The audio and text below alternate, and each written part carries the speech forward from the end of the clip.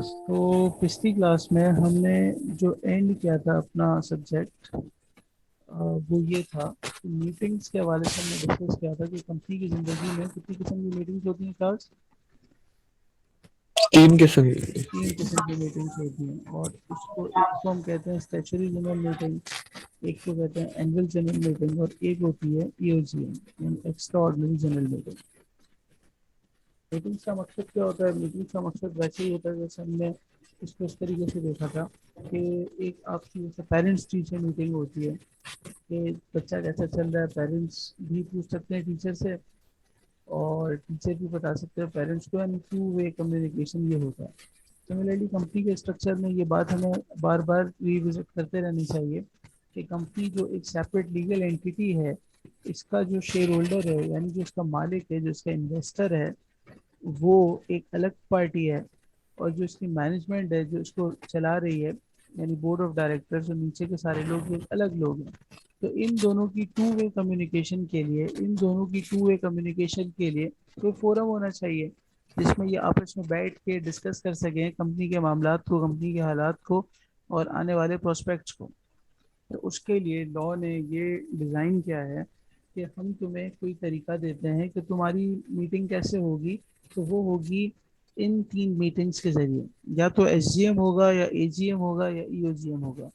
SGM हमें पता है कि किसी भी कंपनी की, यानी जो बहुत ही लिमिटेड कंपनीज हैं, उनकी ज़िंदगी में एक बार होगी, यानी once in a lifetime वाला कॉन्सेप्ट है ये। और ये हर साल में एक बार होगी, वंस इन अ ईयर। तो मालूम हुआ कि इसके अलावा कभी ज़रूरत पड़ गई किसी भी मसले को डिस्कस करने की, हल करने की, तो वो ईओजीएम होगा, यानी नीड टू नीड बेसिस। जी क्लास, इसमें आपको कोई सवाल है? क्लास, आपको आवाज़ आ रही है? नहीं सर। नो सर, ठीक है। मुझे ये नहीं पता चलेगा कि आपको आवाज़ आ रही है कि नहीं, इसलिए आप कुछ ना कुछ बीच में बताना पड़ेगा, वरना मैं कहता रहूँगा सर आ रही है। बेहतरीन। अच्छा, ठीक है जी। अच्छा, अब जैसे कि अभी हमने लिखा है यहाँ पे कि need to need basis, once in year, तो ये सिर्फ समझाने के लिए था, एग्जाम पर्पस के लिए। ये वर्डिंग या ये वाली बात कोई रेलिवेंट नहीं होगी, क्योंकि हमें तो प्रोविजंस डिस्कस करने होते हैं कि एसजीएम कब होगी, एजीएम कब होगी, एओजीएम कब होगी। तो ये सिर्फ समझने के लिए था कि once in a lifetime, once in a year, या नीड टू नीड बेसिस। तो अगर कोई अपनी ड्राफ्टिंग ऐसे करेगा तो उसको मिड टर्म के बाद अंदाजा हो गया होगा, ये सिर्फ समझाने के लिए था। ये कोई लॉ नहीं है, ये सिर्फ कॉन्सेप्चुअल बात है। लॉ क्या है वो हमने देख लिया था कि एसजीएम किस पर एप्लीकेबल है क्लास, आपको अगर याद हो। पब्लिक कंपनी में। ओनली पब्लिक कंपनी पे एप्लीकेबल है, और वो उसको कब करवानी होगी? With in 9 months 9th of month of incorporation. With in 9 months of incorporation, और 180 days of Certificate of commencement. certificate of commencement of business, whichever is earlier।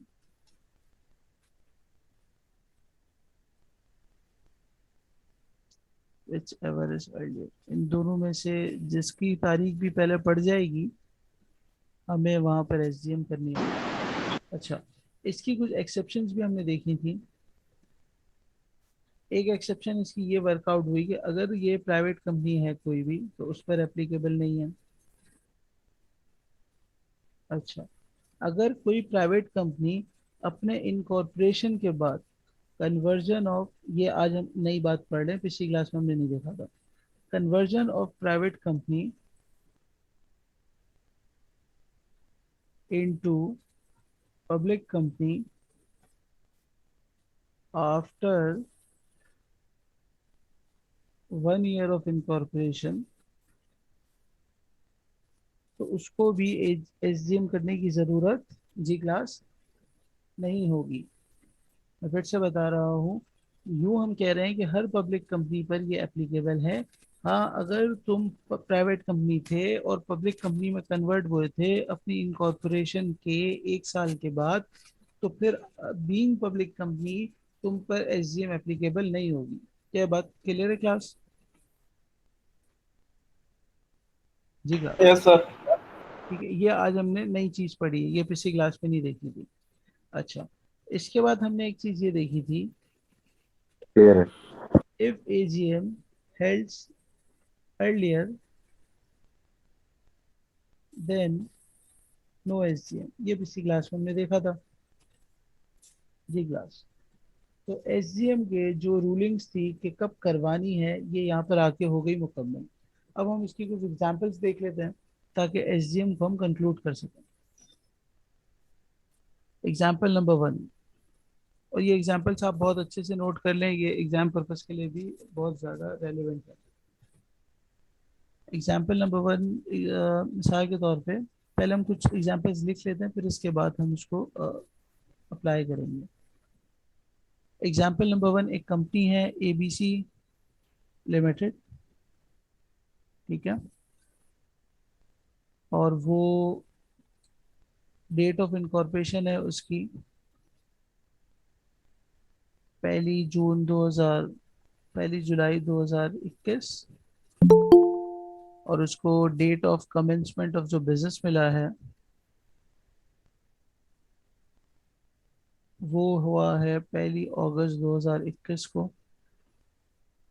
अब बताओ, नंबर 1, क्या इस पे एसजीएम एप्लीकेबल है, और number 2, date of SGM. Example number 2, ABC private company,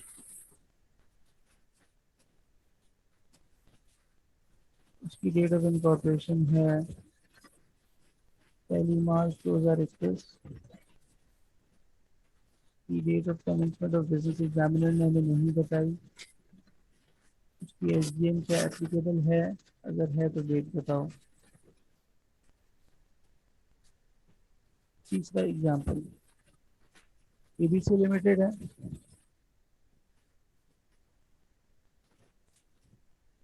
और ये कन्वर्ट हुई है, converted from private company which was incorporated on 1 जनवरी 2020, और डेट ऑफ कन्वर्जन है 1 मार्च 2021। क्या इस पर एसजीएम एप्लीकेबल है, अगर है तो कब करनी है। चौथी एग्जाम्पल,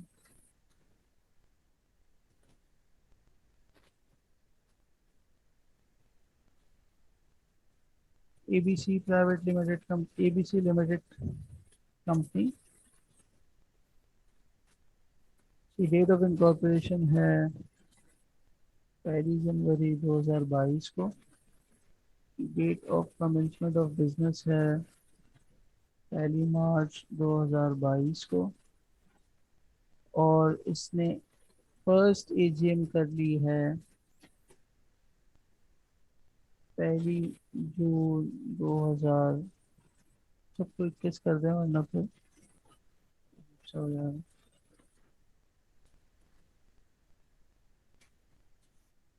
क्या इस पे एसडीएम एप्लीकेबल है, अगर है तो डेट ऑफ एसडीएम बता दें। अच्छा क्लास, आपने 4 एग्जांपल्स नोट कर लिए, तो आप इसको अपने पास सॉल्व करना स्टार्ट करें, और फिर मैं पूछूंगा मुझे जिससे पूछना होगा। जी हाँ, एग्जांपल्स नोट किए आपने। सबको आवाज आ रही है।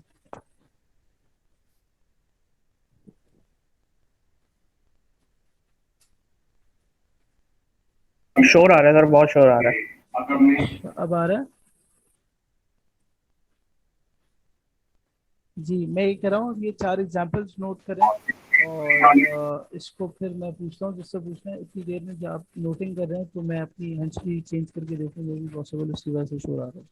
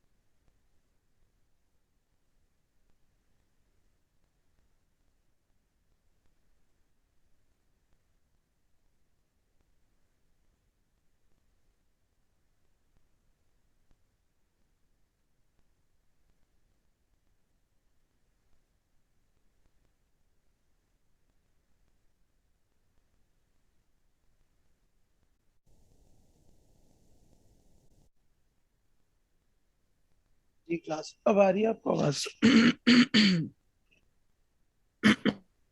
हेलो।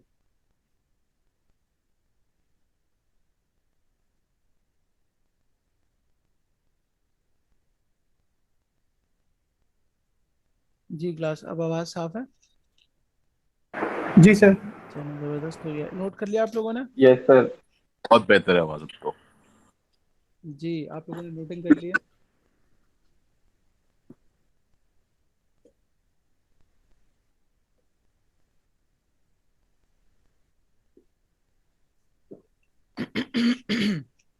जी क्लास, नोटिंग कर लिया आप लोगों ने?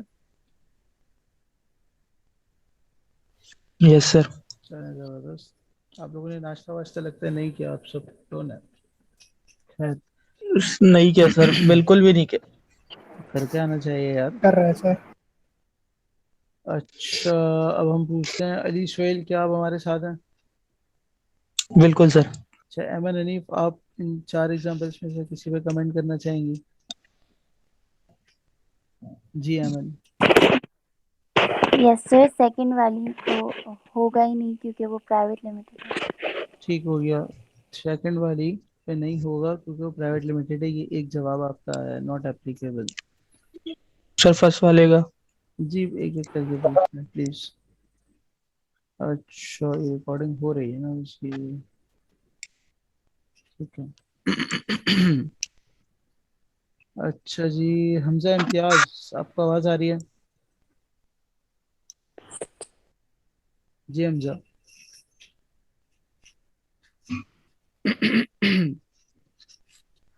हमजा भाई, आप क्या हमारे साथ हैं? वाकई में हैं? इलियास दानिश, आमिर भाई हमारे। Yes sir. सही। Mohammad Hamad. Yes sir. Ushna sir वो फारूक, फोर्थ वन में आप नो कुछ बताना चाहेंगे? एसजीएम क्योंकि फर्स्ट एजीएम हो चुकी है। सही। जी उष्णा, आप कुछ बताना चाहेंगे?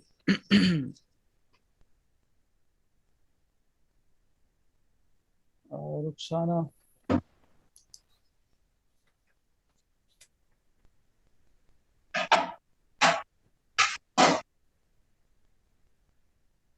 अच्छा जी। अच्छा क्लास, मजे की बात यह है कि आप लोगों के सामने ये लोग रिस्पॉन्स नहीं कर पा रहे हैं, तो वैसे भी रिकॉर्डिंग हो रही है तो। जी रुखसाना, आपको मेरी आवाज़ आ रही है? जी सर, आ रही है। चलो जबरदस्त। आप इसमें से किसी पे आंसर करना चाहेंगे?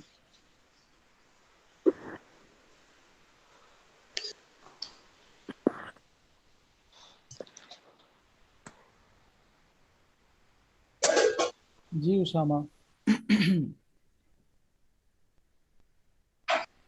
Yes sir. अच्छा चलें, अब हम इसको डिस्कस कर लेते हैं वन बाय वन। पहली वाली की कोई डेट बता सकता है कि कब करवानी होगी, कब एप्लीकेबल है? 27, 27 27 जनवरी। फेब 27 2022। 27 फेब 2022। 22। पहले तो आपने ये बताना है कि एप्लीकेबल है। हाँ एप्लीकेबल है। और डेट आपने बताई है 27 फेब 2022, वो भी हम देख लेते हैं। दूसरे वाले में आप लोगों का क्या रिस्पॉन्स है मेजोरिटी का? Not applicable. Not applicable. Not applicable sir. ठीक है, तीसरे में? एप्लीकेबल। एक साल से ज्यादा हो चुकी है तो इसमें भी एप्लीकेबल नहीं है सही। कन्वर्जन। इसमें किसी को कोई इशू तो नहीं है नॉट एप्लीकेबल वाले आंसर का? No sir. चलें, और लास्ट वन? एप्लीकेबल है 27 अगस्त। 27 अगस्त, ठीक है। जी, इसमें किसी का कोई दूसरा आंसर हो? जी क्लास। क्लास, आपको इसमें किसी को कोई दूसरा आंसर देना हो तो वो दे सकता है। सर सेकंड वाले का मेरे ख्याल से फर्स्ट वाले का 27 जनवरी है। वो देख लेते हैं, मुझे नहीं पता। फोर्थ में आपका कुछ दूसरा आंसर हो? करा ही नहीं सर। अच्छा चलें, अब हम इसको डिस्कस करते हैं। देखें, लेट से पहली वाली का एग्जाम में सवाल आ गया ना, तो इसको हम कैसे लेके चलेंगे? सबसे पहले तो आपको ये सिनेरियो अगर ऐसे ही दिया हुआ है तो आपने कुछ भी नहीं करना। आपने सबसे पहले अपना लॉ लॉ आपको पिक होना चाहिए, चाहे इस जबान में जिसमें मैं लिख रहा हूँ या आपकी अपनी अंग्रेजी हो, लेकिन लॉ पिक होना चाहिए कि बेसिकली एग्जामिनर पूछना क्या चाह रहा है। तो आपका लॉ ये है कि every public company is required to hold SGM within 9 months of incorporation or within 180 days of commencement of business। ठीक है जी क्लास, अब आपको समझ आ रहा है कि आफ्टर मिड टर्म कि मैं एग्जैक्टली चाह क्या रहा हूँ या आपको क्या समझाना चाह रहा हूँ। क्लास आपका यस नो मुझे बहुत ज़्यादा हेल्प करता है।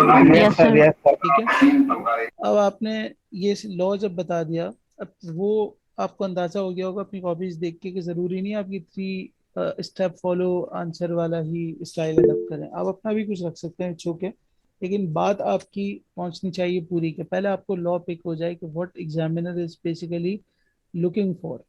फिर दूसरा आपने ये बताना होगा कि in the given scenario ABC private limited, ABC limited incorporated on incorporated on 1st July 2021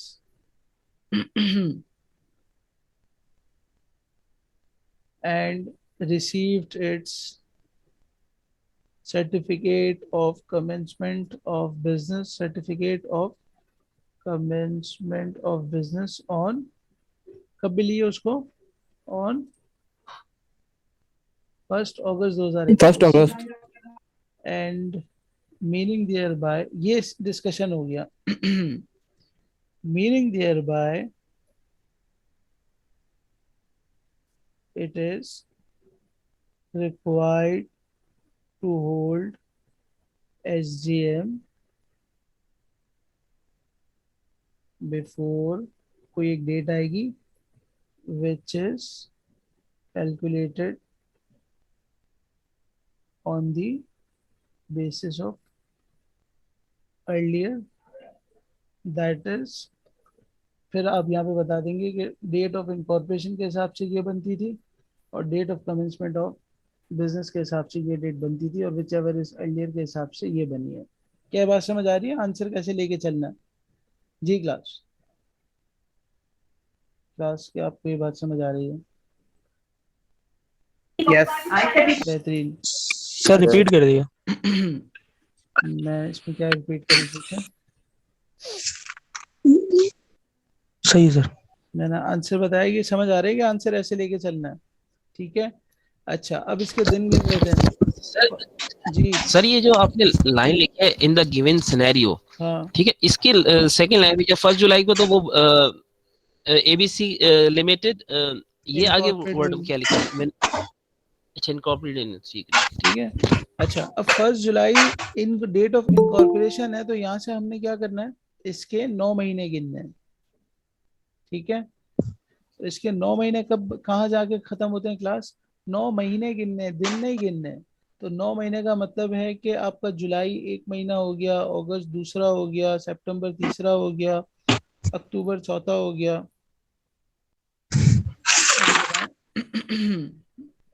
नवंबर पांचवा हो गया, दिसंबर छठा हो गया और जनवरी 3 4 5 6 7, जनवरी कितना हो गया? सातवां हो गया, फेब आठवां हो गया और मार्च नौवां हो गया अगर मैं सही हूँ तो। 31/5। ठीक है, तो एक डेट आएगी 31 मार्च 2021। ठीक है, फिर बाय। आपने 180 दिन गिनने होंगे 1 अगस्त से। तो 1 अगस्त से 180 दिन कैसे बनेंगे? 1 अगस्त से 180 दिन ऐसे बनेंगे कि अगस्त के 31 दिन, फिर सितंबर के 30। सितंबर के 30 दिन, तो साथ में एग्रीगेट भी हम करते जाएंगे 61, अक्टूबर के अक्टूबर 31। 31 तो ये हो गए 92, 92। नवंबर के 30 तो ये हो गए 30। 122,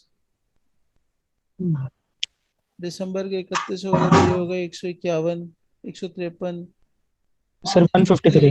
के हो गए 27, तो ये आ गए 180। तो डेट यस क्या सर। बनी? 180। 27 जनवरी। 27 जन। विच डेट ऑफ इनकॉर्पोरेशन के हिसाब से बनती है 31 मार्च। 27 जनवरी के हिसाब से बनती है 2022 date of commencement of business. तो अब आपकी डेट आ गई 27 जनवरी। क्या बात समझ आई क्लास?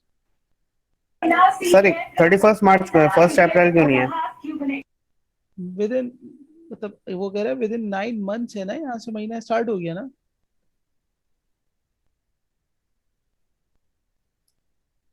ठीक है।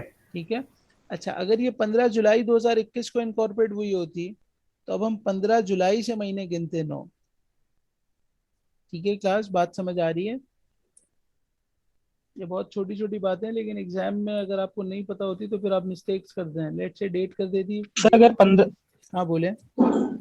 सर अगर 15 जुलाई से होगी तो फिर 14 मार्च आएगी 9 मंथ्स में। हाँ सही है, जो भी आएगी सही है, सही कह रहे हो। ठीक है, सेकंड। मेरी बात समझ आ रही है? किसी की कंफ्यूजन तो नहीं है इसमें? नो अच्छा, सर। जैसे अब हमारे पास एक आंसर आया था, फर्स्ट एजीएम होगी 27 जनवरी। इन्होंने बिल्कुल सही पिक किया था, जबरदस्त आंसर दिया था। ठीक है, तो ये हो गया आपका पहला।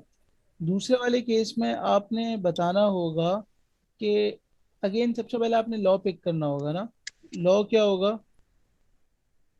लॉ यही होगा कि every public company required to hold SGM within this this this this. फिर आप नीचे बताएंगे since ABC is a private company, not a public company, therefore SGM is not applicable on it। सही हो गया? क्या बात समझ आ रही है क्लास? क्लास, आपको मेरी बात समझ आ रही है? Yes sir. सर।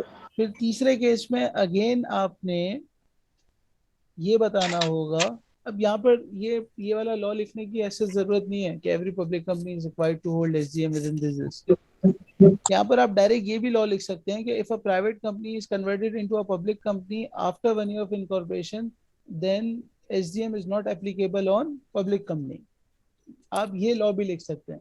फिर आप डिस्कस कर सकते हैं कि in the given scenario private company incorporate हुई थी 1 जनवरी को, और वो within after 1 year of incorporation convert हुई है अपनी पब्लिक कंपनी के अंदर, therefore SGM is not applicable. क्या बात समझ आ रही है जी क्लास? क्लास, मुझे बिल्कुल भी नहीं अच्छा लग रहा है कि मैं यस बार सर। बार आपसे पूछा जा रहा हूँ और आप लोग बिल्कुल सन्नाटे बने हुए हैं। ठीक है। अच्छा, अब इसके अंदर किसी ने सिर्फ ये लॉ लिख दिया कि every public company is required to hold SGM within इतने महीने, तो ये बेकार हो जाएगा। क्योंकि यहाँ पर वो आपसे ये नहीं टेस्ट करना चाह रहा, वो ये टेस्ट करना चाह रहा है कि क्या कन्वर्टेड पब्लिक कंपनी को एप्लीकेबल है एसजीएम। तो आपने असल वो वाला लॉ डिस्कस करना है कि अगर एक प्राइवेट कंपनी कन्वर्ट होती है पब्लिक कंपनी में आफ्टर 1 year ऑफ इनकॉर्पोरेशन, तो उस पर एसजीएम एप्लीकेबल नहीं है। Is it okay? ओके। जबरदस्त। और लास्ट पॉइंट ये है हमारे पास, इसको हम देख लेते हैं कि इस पे एप्लीकेबल है कि नहीं। अब इसमें चेक करें, ये पब्लिक कंपनी है, बिल्कुल है, तो इस पर एप्लीकेबल तो होनी चाहिए। लेकिन एक रूल हमने ये भी देखा है कि अगर आपने पहले एजीएम कर लिए एसजीएम की डेट से पहले, तो एसजीएम एप्लीकेबल नहीं है। तो यहाँ पर आपने क्या करना होगा, पहले इसके 9 महीने पूरे देखने होंगे। तो ये 30 सितंबर बनता है। 1 मार्च से 180 दिन देखोगे तो तकरीबन मार्च अप्रैल मई जून जुलाई अगस्त, 27 अगस्त के करीब कोई डेट बस। बनेगी। सही है। लेकिन 1 जून को आपने एजीएम पहले कर ली, तो आप बताएंगे कि चूंकि 1 जून को एजीएम हो चुकी है और उस दिन तक एसजीएम नहीं हुई थी, लिहाजा अब एसजीएम करने की जरूरत नहीं है। क्या बात समझ आई यस सर। जी क्लास? Yes sir. सेट हो गया? अच्छा। आगे बढ़े। मैंने आपको इस पॉइंट पे कोई 4 एग्जांपल्स करवा दिए, आई होप कि आप लोग इसको पिक कर जाएंगे। चले अब हम आगे बढ़ रहे हैं। ये मीटिंग रिकॉर्ड हो रही है ना वैसे? जी जी, रिकॉर्ड तो हो रही है और ये लेक्चर्स वैसे भी अवेलेबल हैं, तो आप टेंशन नहीं लें। अच्छा, हमने उस दिन एक टाइमलाइन पढ़ी थी। टाइमलाइन के अंदर हमने एक बात ये डिस्कस की थी कि कंपनी का ईयर एंड होता है, याद आ रहा है? वो कागज अगर आप लोग अपने पास खोल लें तो बहुत अच्छा है। 30 जून 2021 को ईयर एंड हुआ और फिर आपने जी जी। करते करते करते कोई 120 दिन है आपके पास, 120 डेज अवेलेबल हैं क्या करने के लिए? एजीएम कराने के लिए। क्लोज एजीएम ऑफ करने के लिए। फाइनेंशियल ईयर के 120 डेज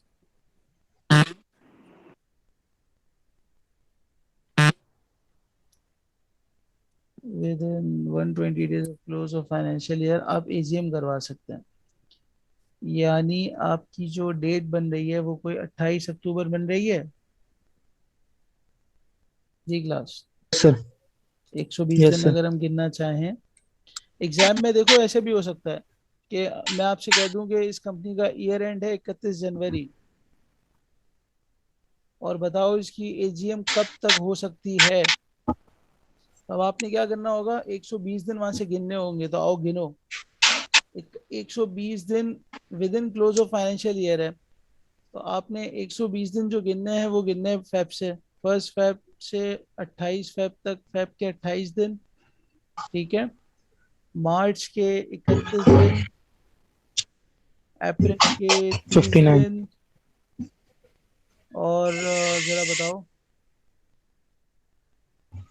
89 मई के 31 दिन, विच इज 90 प्लस 120। तो सर क्या डेट निकली? 20। 31 मई। क्या बात समझ आई क्लास? सर जैसे यहाँ पे ये 120 ठीक है दिन सर। बन रहे हैं, जुलाई के 31, अगस्त के 31, सितंबर के 30, तो ये हो गए 92, और अक्टूबर के 28। 28। तो ये जैसे 120 दिन यहाँ बन रहे हैं, क्या ये बात समझ आ रही है? अगर मैं आपको कोई भी ईयर एंड दे दूं, लेट से मैं कह दूं एक कंपनी का ईयर एंड हुआ है 31 दिसंबर को, या कह दूं 30 नवंबर को, तो आपको ये जो फेब का महीना है ना, ये तंग करेगा। तो आपने बड़ा कैलकुलेटेड तरीके से इसको लेके चलना है। अब ये मैं एग्जाम्पल करवा चुका, ये रिकॉर्डिंग हो रही है, अब ऐसी कोई गलती मेरे ख्याल से होनी नहीं चाहिए आइडियली। तो अगर आपने मेंशन ना किया वो तो फिर उसको हम अज्यूम क्या करें, जून ना, 30 30 जून जून। जी जी, वैसे मेंशन होगा, 99% मेंशन होगा, चाहिए। और सर एक चीज कंफर्म करते जी हैं, अक्सर वो होता है मिसाल के तौर पे लिखा आता है कि 31 जून को या फिर 31 जनवरी को उसका ईयर एंड है। हाँ, तो हमने फिर उसकी जो पहली पहली फेब से गिनना डेट शुरू, गिननी है। पहली फेब से ना, नेक्स्ट उससे। जी जी। ठीक है। तो विद ठीक इन का मतलब है। हमेशा ये होता है कि वेरी नेक्स्ट डे से मतलब उसमें 31 जनवरी शामिल होता है सर? नहीं होता, क्योंकि बस ये थर्टी पूछना था। फर्स्ट इसकी वर्डिंग चेक करें ना, विद इन 120 डेज उसने नहीं लिखा, वो कह रहा है within 120 days of close of financial year. यानी इस डेट को, क्लोजिंग की डेट को हटा के अगले 120 दिन।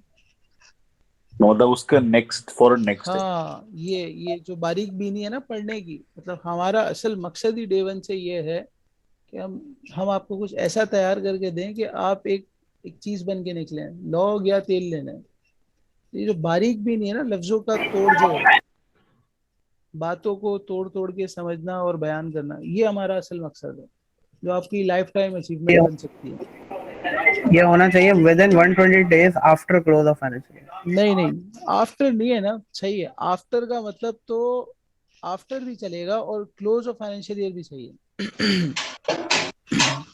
आफ्टर भी सही है।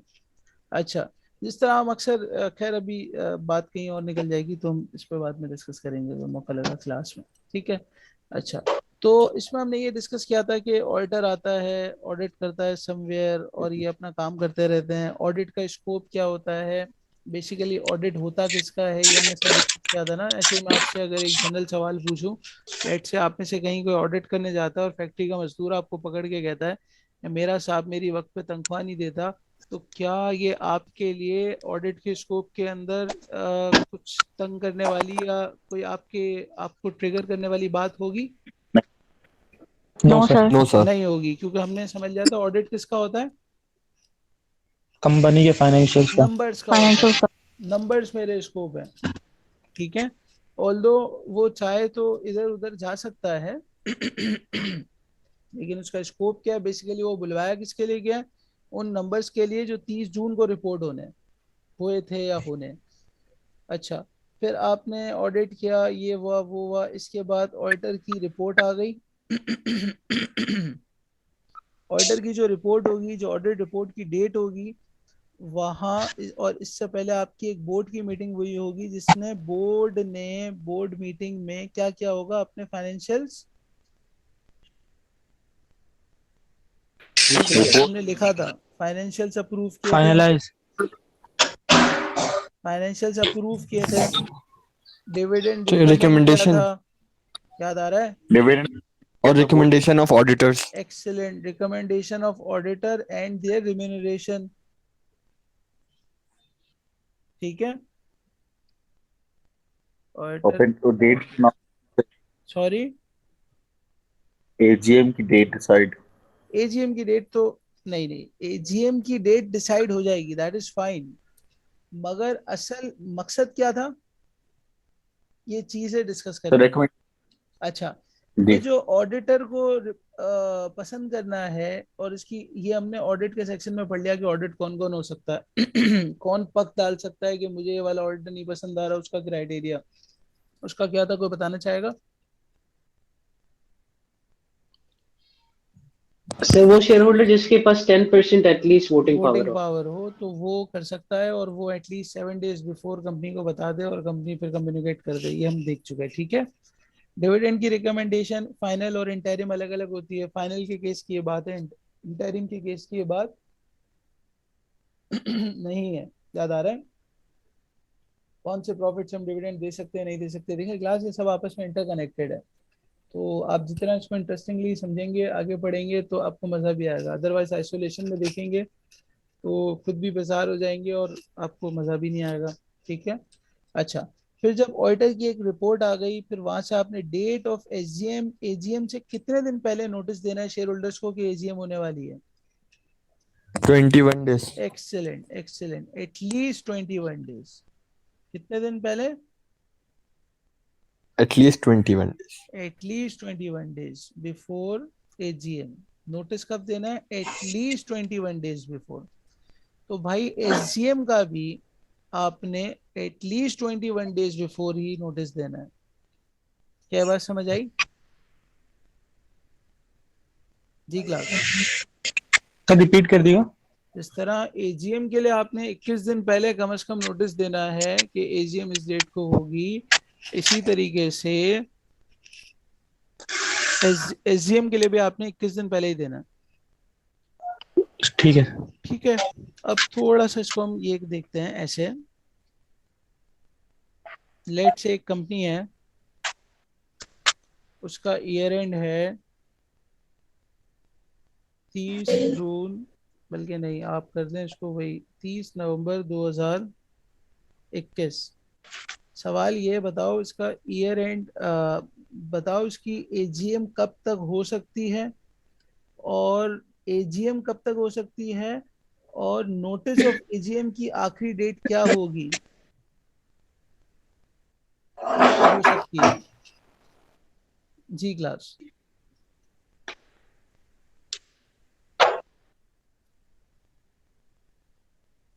जी क्लास,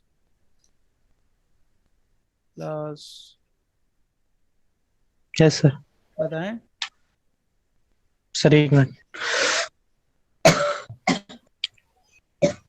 एक मिनट क्लास, आप लोग नोट करें और मैं आया।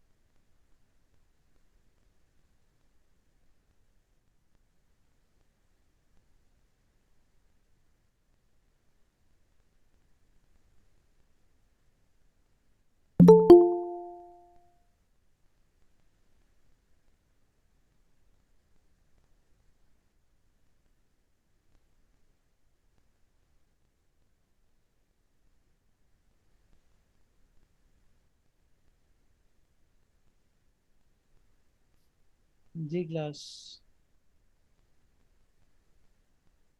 जी क्लास, आवाज आ रही है आपको?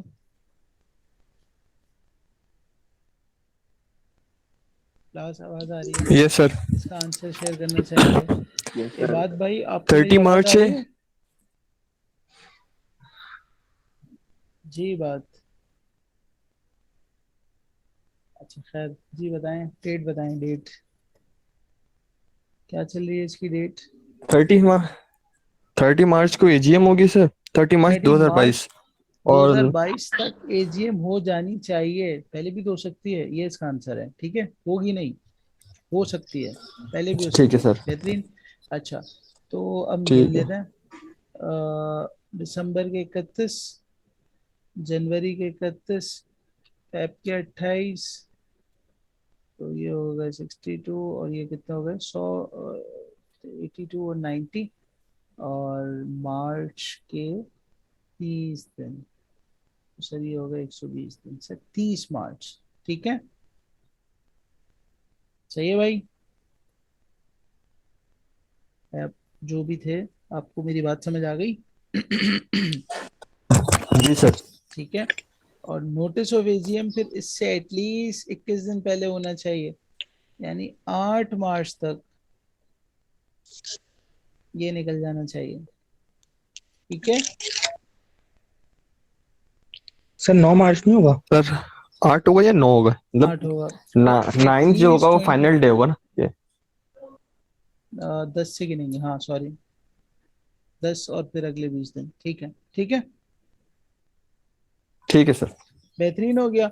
अच्छा, तो अब हमने ये समझा कि एजीएम के केस में, एजीएम के केस में कंपनी को कब कब करनी है एजीएम की। पिछली बार वैसे हमने लिखा था कि एजीएम दो किस्म की होती है, एक तो होती है फर्स्ट एजीएम, और एक होती है subsequent AGM. First AGM company की जिंदगी की पहली एजीएम होती है, और सब्सिक्वेंट एजीएम हर साल एनुअली होती है, एनुअली होती है। तो जो फर्स्ट एजीएम है वो आपने बेसिकली करनी है with in 16 months of incorporation. Incorporation.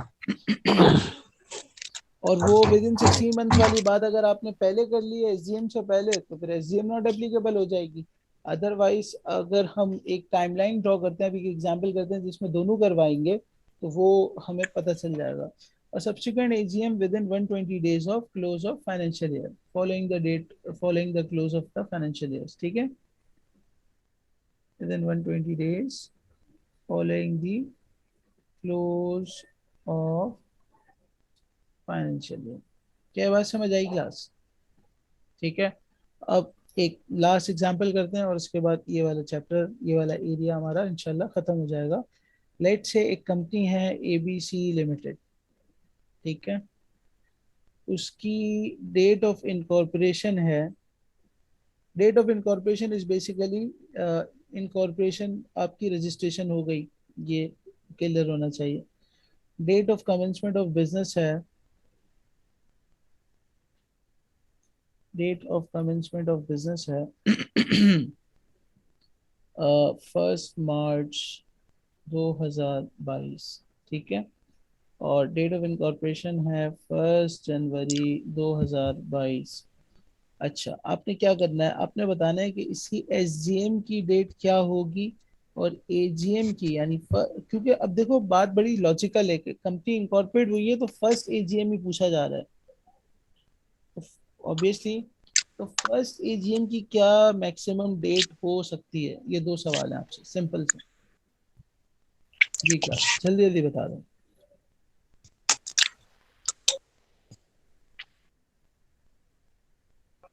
Ji class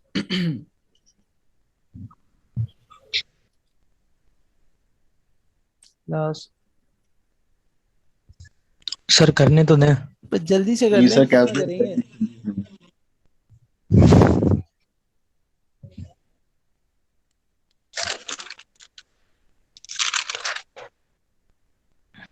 जी, आप में से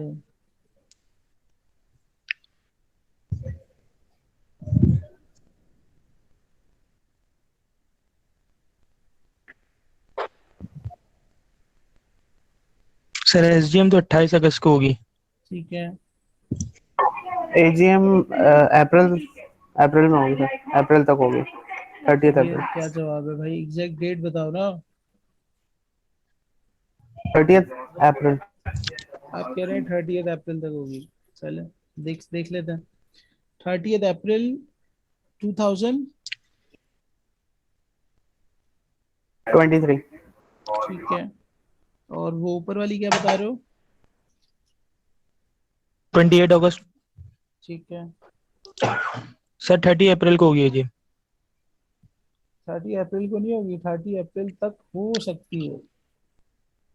हाँ हाँ, सही तक है। हो सकता। ये तो हमने पीछे इतनी एग्जांपल्स की कि ये डेट तो सही है।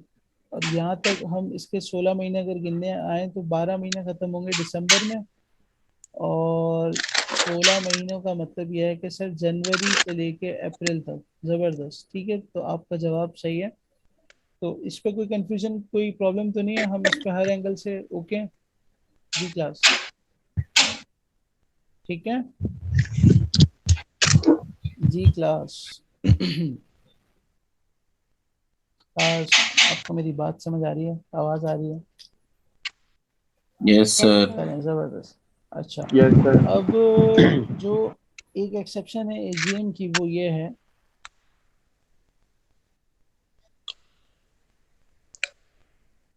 कि वो एप्लीकेबल नहीं होती, not applicable on single member company. AGM single member company के ऊपर एप्लीकेबल नहीं है, और बड़ा लॉजिकल भी है। एक ही बंदा है, वो अकेला क्या एजीएम करेगा, किससे बातें करेगा, क्या करेगा? तो लॉजिकल है कि सिंगल मेंबर कंपनी के ऊपर एजीएम एप्लीकेबल नहीं होती। नहीं, और एसजीएम तो एप्लीकेबल होगी ही नहीं, क्योंकि सिंगल मेंबर कंपनी हमेशा लाजमी कौन तो वो सी होगी? पार्टनरशिप पे भी नहीं होगी और सोल प्रोप्राइटरशिप पे भी नहीं होगी ना सर। सॉरी, वो पार्टनरशिप और सोल प्रोप्राइटरशिप पे भी तो नहीं होगी। ये कहाँ से आ गई दोनों बीच में? वही ना sir, non non public company पे नहीं होती ना एप्लीकेबल। हाँ लेकिन हसन भाई वो हम कंपनी लॉ पढ़ रहे हैं। कंपनी लॉ के अंदर रह के पढ़ लेना, वो तो हमारा स्कोप का हिस्सा ही नहीं है ना। ठीक है, हाँ आपकी बात सॉरी सॉरी सही है, सॉरी, बहुत अच्छी बात है, लेकिन कंफ्यूज हो गया sir. Out of the box बात है। बात आपकी बिल्कुल सही है, सॉरी सर, कंफ्यूज हो और गया। कोई इश्यू नहीं है, आपने इतना सोचा, ये भी मेरे लिए बड़ी अच्छी बात है। अच्छा, तो सिंगल मेंबर कंपनी पे एजीएम एप्लीकेबल नहीं है, और एसजीएम भी नहीं है एप्लीकेबल। वो क्यों नहीं है? क्योंकि वो पब्लिक नहीं है, प्राइवेट है। एक्सेलेंट। सिंगल मेंबर कंपनी हमेशा लाजमी प्राइवेट कंपनी होती है, तो प्राइवेट कंपनी पे तो एसजीएम एप्लीकेबल ही नहीं है। ठीक है, जबरदस्त हो गया। जी क्लास। अच्छा, सर आपने एक बार ये बताया था ना कि ये लोग कर लेते हैं अपनी एजीएम, लेकिन उसमें के वो शेयर फ्लोट नहीं करते ना, उनको डिविडेंड देना होता, तो वो आपस में डिसाइड कर लेते हैं कि आपने कितना डिविडेंड देना है, वो आपस में दे देते हैं। प्राइवेट कंपनी का प्राइवेट देखा कंपनी। गया। जी जी, जी, ऐसे ही है ना। मतलब वो ऑन पेपर ही होती है आमतौर पर। अच्छा उष्णा, ये जो आपका आंसर मैंने अभी देखा कि बिफोर 1 मार्च 2023 एजीएम, ये आपका आंसर गलत है। बिफोर आफ्टर, ये तो ऐसा है कि आप जिसको आंसर दे रही हैं उसको कह रही हैं तुम फैसला कर लो। वहां पर आपने लास्ट डेट बतानी है, क्योंकि इससे पहले भी कभी भी हो सकती है। एग्जैक्ट डेट जो होती है वो कोट करनी है, बिफोर आफ्टर से लेके नहीं चलना। और एजीएम 30 मार्च, ठीक है, फाइन, जबरदस्त। अच्छा, ठीक हो गया। अच्छा, 30 अप्रैल था ना इसका आंसर एजीएम जो का। भी था ऊपर, हाँ 30 अप्रैल था, सही है।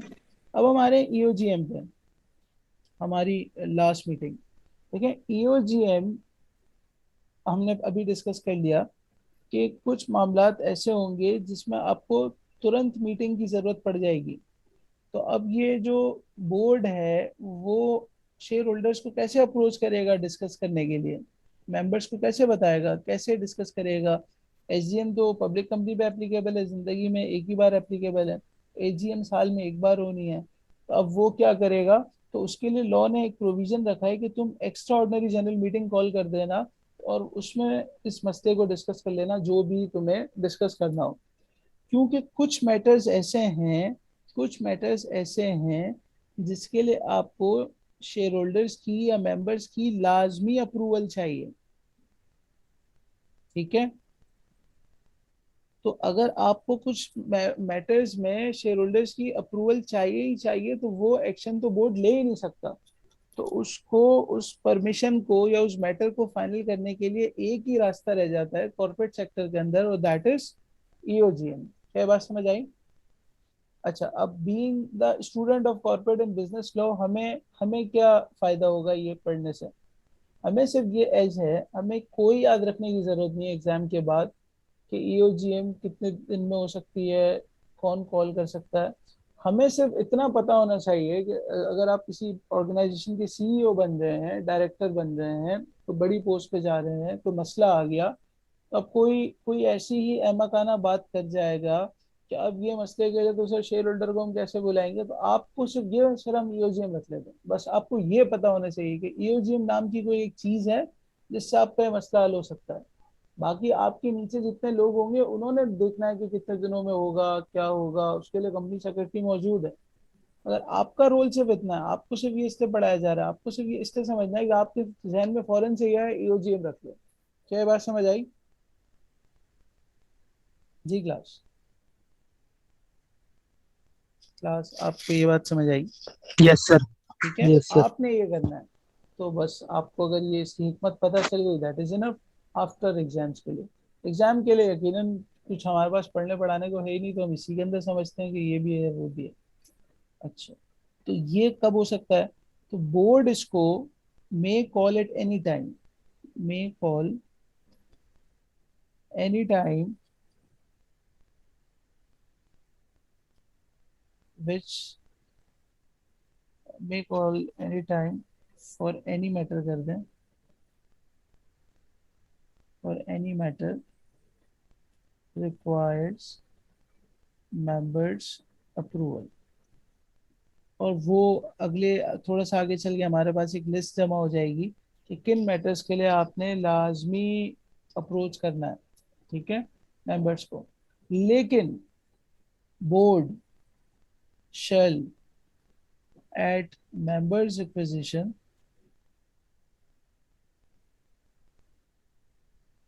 board shall at members requisition। अब वो कौन होगा? ऐसा बंदा जिसके पास एटलीस्ट रिप्रेजेंटिंग एटलीस्ट 10%, ये लिखना फिर मैं आपको समझाता भी हूँ, representing at least 10% of total voting power as on date of deposit of request। ये लाइन पढ़ के आपको कुछ याद आ रहा है? जी क्लास, इस वर्डिंग को पढ़ के आपकी मेमोरी में कुछ रिकॉल हुआ?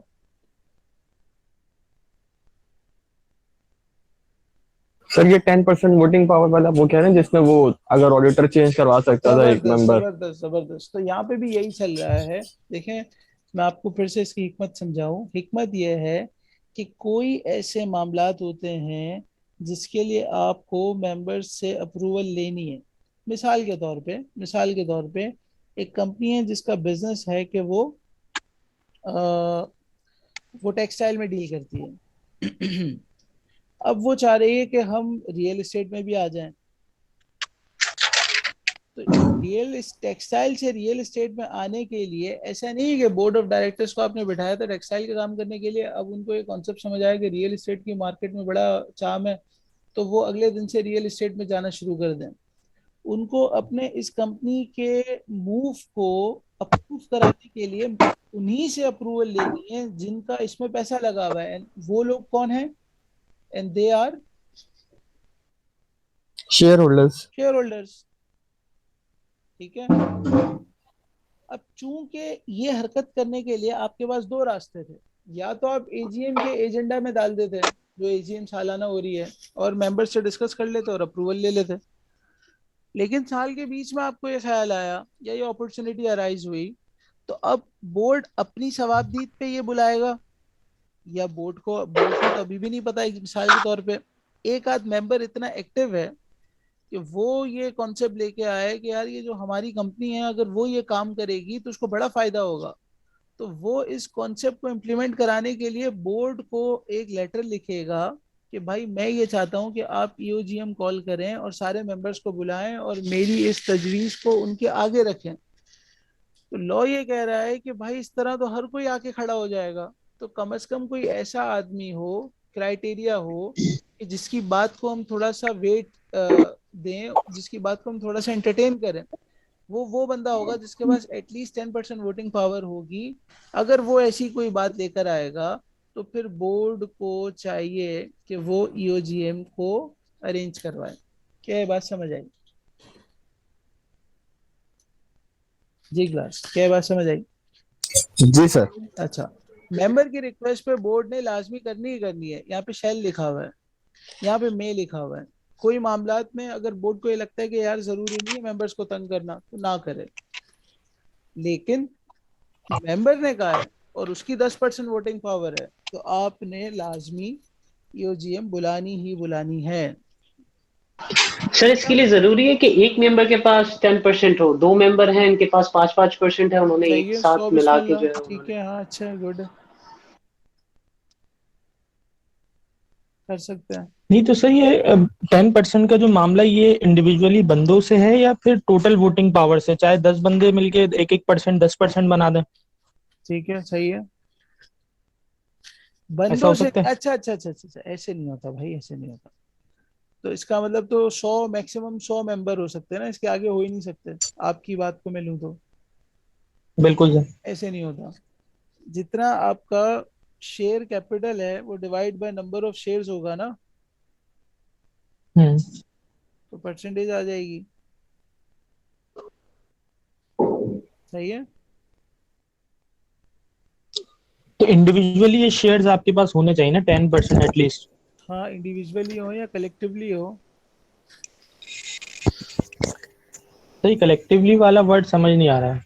यार तो मेरे और आपके पास अगर मिसाल के तौर पे पीएसओ के 15% शेयर्स हैं मिला के, हम जाके कोई रिक्वेस्ट डाल सकते हैं ना।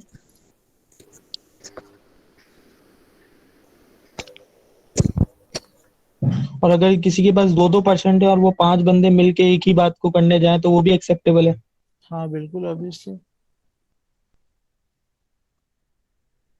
ऐसा ही है। सर, सर अगर मिसाल के तौर पर दो बंदे हैं जिनके पास 10% है अगर पावर, तो क्या हम्म। वो कोई वो 10% वाला डिक्लाइन कर सकता है कि नहीं ये अभी जरूरत नहीं है मेंबर? जैसे मिसाल के तौर पर वो कहता है कि हमें मीटिंग बुलानी चाहिए, एक बंदा जो हम्म। 10 जिसके पास 10% पावर है हम्म। और सेकंड वाले के पास भी 10% पावर है, तो क्या वो बोलता है, क्या उसकी वो रिक्वेस्ट को रिजेक्ट कर सकता है कि नहीं ये जरूरत नहीं है?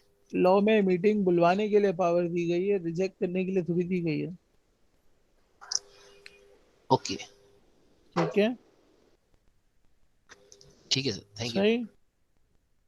तो ठीक हो गया, आगे बढ़े। अच्छा। अच्छा सर, एक मिनट ये बताइए, ये वोटिंग पावर से मुराद शेयर होल्डिंग है ना, कि आपकी कंपनी में कितने शेयर्स हैं?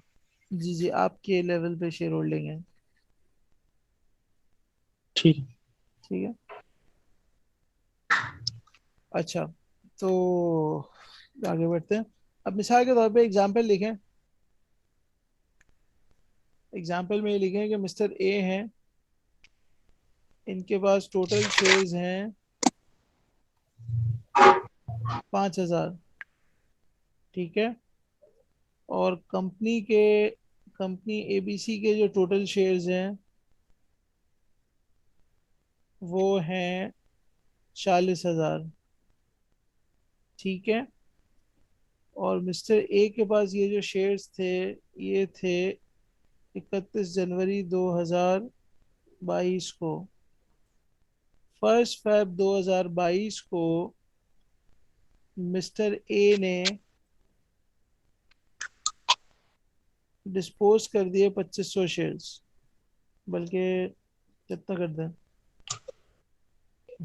एक मिनट, हाँ भाई, हम भी कैलकुलेटर खोल लें। सर ये 5,000 शेयर मिस्टर ए के पास 31 सबर है बाबा, सबर। हाँ बोलो। 5000 शेयर सर कौन सी डेट तक है? 31 जनवरी? मैं फिर से बताऊंगा, 31 जनवरी को इसके पास 5,000 शेयर्स पड़े हुए हैं, ठीक है। पहली फेब को इसने डिस्पोज कर दिए 1,200 शेयर्स, ठीक है। और रिक्वेस्ट डाल दी ईओजीएम की ऑन 1 फरवरी 2022। बहैसियत कॉर्पोरेट कंसल्टेंट आपकी क्या राय है इस बारे में?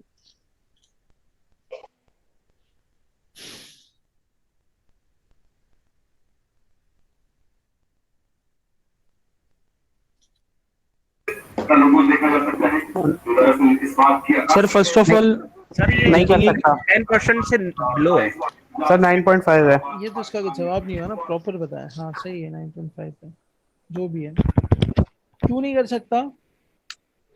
मिनिमम इसका रिक्वायरमेंट ये जवाब ये 10% है है। कि जिस दिन ये रिक्वेस्ट डालने गया उस दिन इसके पास 10% शेयर होल्डिंग नहीं है, ठीक है।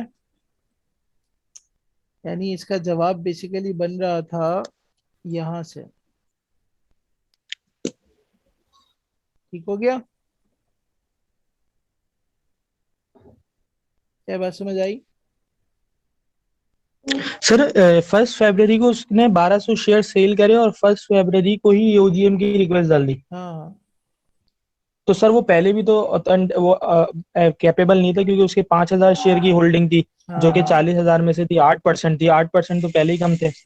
ये भी आपका अच्छा जवाब है। तो 1200 जब कम हो गए तो फिर पहले तो सर चालीस ये आठ हजार परसेंट से थी, तो और कम आएगा 5,000 नाइन में पॉइंट तो फाइव 8% थी। ये आप 8 का आठ टेबल परसेंट पढ़ तो लें। 1200 जब सेल कर दिए। चेक करें, पहले चेक। 12.5% थी। 12.5%। 5 8 40 टेबल पढ़ लेते। नहीं नहीं। नहीं, सही है। ठीक हो गया, मेरी बात समझ आई?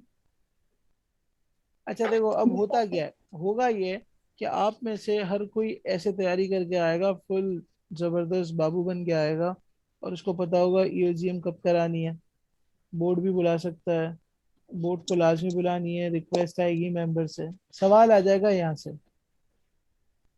As on date of deposit of request, और बोल्ड हो जाएगा क्लीन। क्या ये बात समझ आ रही है?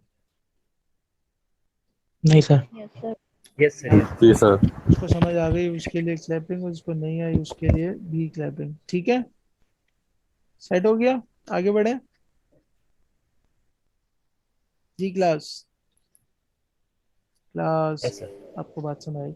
अच्छा, अब हम एक 5 मिनट का ब्रेक लेते हैं, और इसके बाद मजीद हम वही 12:15 बजे हम ऑफ कर देंगे, और हम 5 मिनट का एक ब्रेक ले रहे हैं, ठीक है। तो इंशाल्लाह ब्रेक के बाद हमारी मुलाकात होगी, और आप में से कोई 11:15 पे सर 5 मिनट थोड़ा मुख्तसर दिए जाए। यार 11:07 हो गए तो 7 मिनट कर लें बस। वैसे ही हमने पंद्रह चलो मिनट ठीक है। लेट शुरू की, एक घंटे काम, थोड़ा सा कुछ तो। ठीक है सर ठीक। ठीक है, थैंक यू।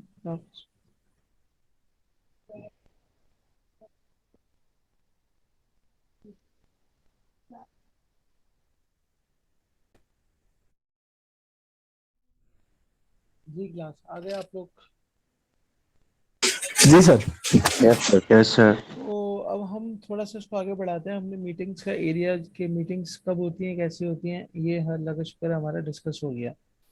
अब हम जो देखने जा रहे हैं वो ये है कि जो नोटिस होता है एजीएम का, उसके अंदर क्या क्या चीज़ें कवर होती हैं।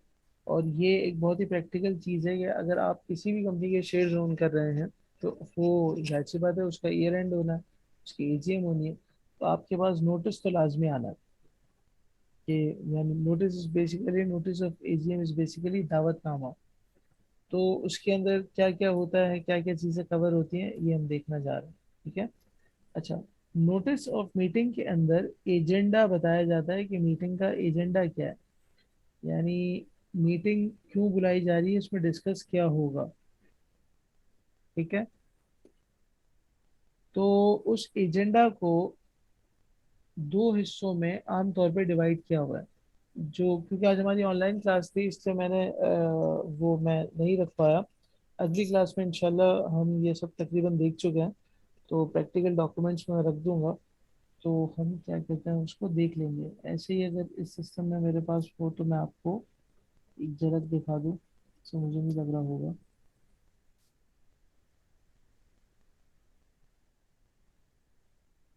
हम्म,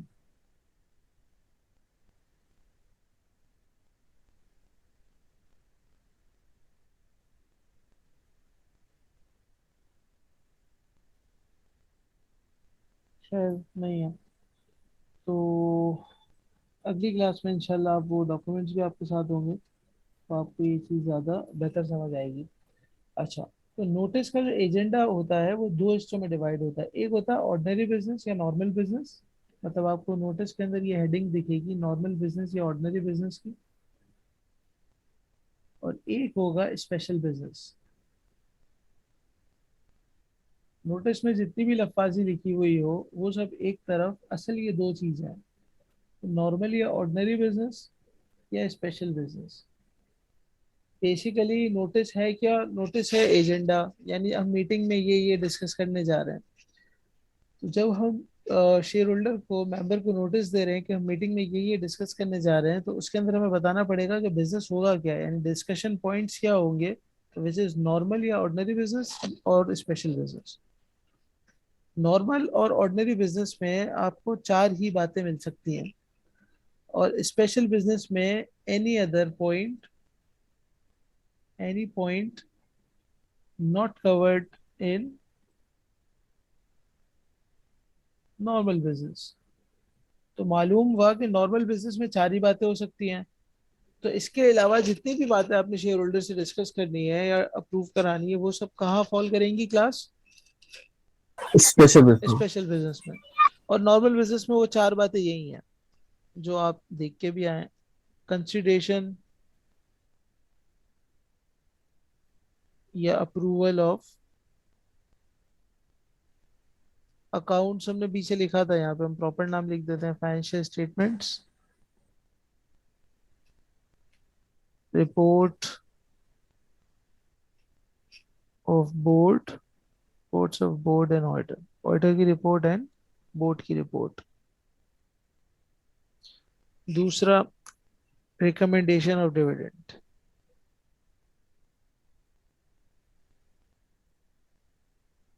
ठीक है। तीसरा, appointment of auditor and fixation of, ये पहले वैसे हम देख चुके हैं, लेकिन आज हम इसको ऑफिशियली इसकी असल जगह पे देख रहे हैं कि ये चैप एरिया कौन से था, एरिया कहाँ कौन सा था जहाँ ये देखना चाहा था। तो वो ये है कि नोटिस ऑफ एजीएम के ऑर्डिनरी बिजनेस के अंदर ये बातें लिखी हुई होती हैं। ठीक है। और अगली क्लास में इंशाल्लाह हम किसी भी कंपनी का नोटिस उठा के देखेंगे तो आपको क्लियर हो जाएगा कि ये जो हम पढ़ रहे हैं यही वहां पर चल रहा है। और चौथी बात, election and appointment of directors. Election and appointment of directors. क्या ये बात समझ आई क्लास? जी क्लास, क्लास ये आपको समझ आया, नोट कर लिया आपने? क्लास आपको मेरी आवाज आ रही है? जी सर। जी सर। चलिए, जबरदस्त। जी सर, मैं जाके बस 1 मिनट नोट कर रहा हूँ।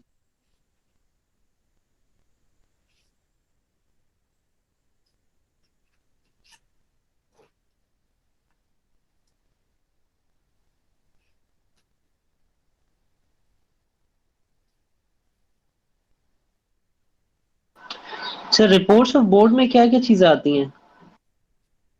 बोर्ड की एक रिपोर्ट होती है जो आगे आपके उसमें आएगी कि कौन सी कंपनी होती है जिसमें बोर्ड को रिपोर्ट बनानी होती है। उसमें ईपीएस होता है, कंपनी के मामला डिस्कस होते हैं, ऑडिटर की क्वालिफिकेशन होती है, तो वो बोर्ड उस पर अपना कमेंट देता है कि ऑडिटर ने क्यों क्वालिफाई किया है। उसकी एक पूरी लिस्ट है।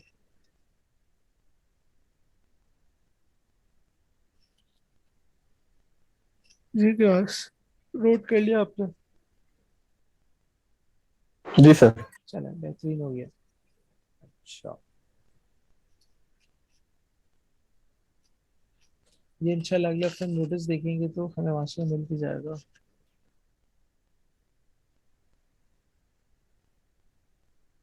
अच्छा, और नोटिस के अंदर आपको क्या क्या मिलेगा? नोटिस के अंदर आपको, नोटिस ऑफ मीटिंग के अंदर वैसे तो बहुत सारी चीजें, लेकिन हम जो थोड़ा बहुत देख रहे हैं उसके अंदर स्पेसिफाई हुआ होगा। प्लेस होगी कहाँ पे मीटिंग, डे कौन सा होगा, टाइम क्या होगा, ये सब चीजें आपको नोटिस ऑफ द मीटिंग के अंदर मिलेंगी।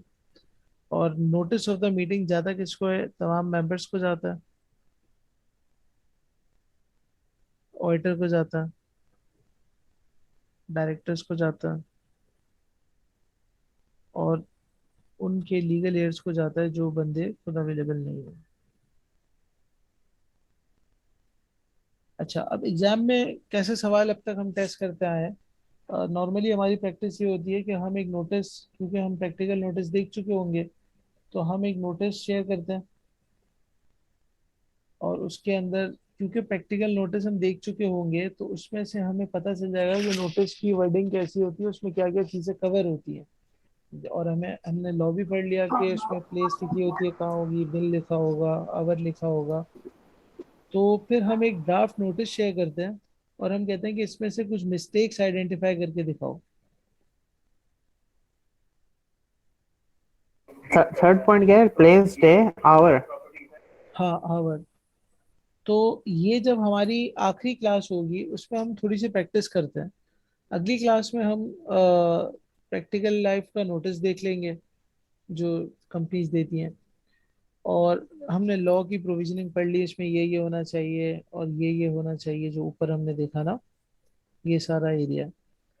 तो जब हम ये नोटिस देख लेंगे ओरिजिनल वाला, तो फिर हमारे सामने एक लॉ की भी पिक्चर होगी और ओरिजिनल नोटिस भी होगा। तो फिर हम जब लास्ट क्लास में प्रैक्टिस करेंगे एक आध सवाल कि मिस्टेक्स कैसे आइडेंटिफाई करनी है, तो वो फिर आपको हेल्प करेंगे एग्जाम में। क्या बात समझ आई क्लास? इसमें कोई सवाल तो नहीं है आपका? जी क्लास, क्लास आपको मेरी बात? सर जी। सर ये आपने पर्सन के नीचे क्या लिखा है? लीगल। Yes, okay sir. कानूनी वर्षा। ठीक है, जी सर ठीक है। चलो सर जबरदस्त। रिकॉर्डिंग देखने हो रही है? रिकॉर्डिंग देख लो, हो रही है? जी हो रही है। अच्छा, आपने क्लास ले तो ली, क्या करेंगे रिकॉर्डिंग का? सर ऊपर की छोड़ दी है। अच्छा, चलो ठीक हो गया। अच्छा, अब देखें हर मीटिंग का एक। सर जी। सर एक पॉइंट बताइए, जो ऊपर वाले पॉइंट्स लिखवाए थे, हाँ, ये किस चीज के थे? कौन ऊपर से? जो पॉइंट्स लिखवाए थे, ये notice, agenda, normal ordinary business, इसके स्पेशल थे ना, बिजनेस, हाँ ये किस चीज के? ये इसके है ना। किस चीज के नोटिस? नहीं, एजीएम के या ईओजीएम के? ईओजीएम तो नीड टू नीड बेसिस पर है ना, उसका तो कोई एजेंडा डिफाइंड हो ही नहीं सकता लॉ में। ये सब एजीएम के। एजीएम के ना नोटिस हाँ, में? ठीक है।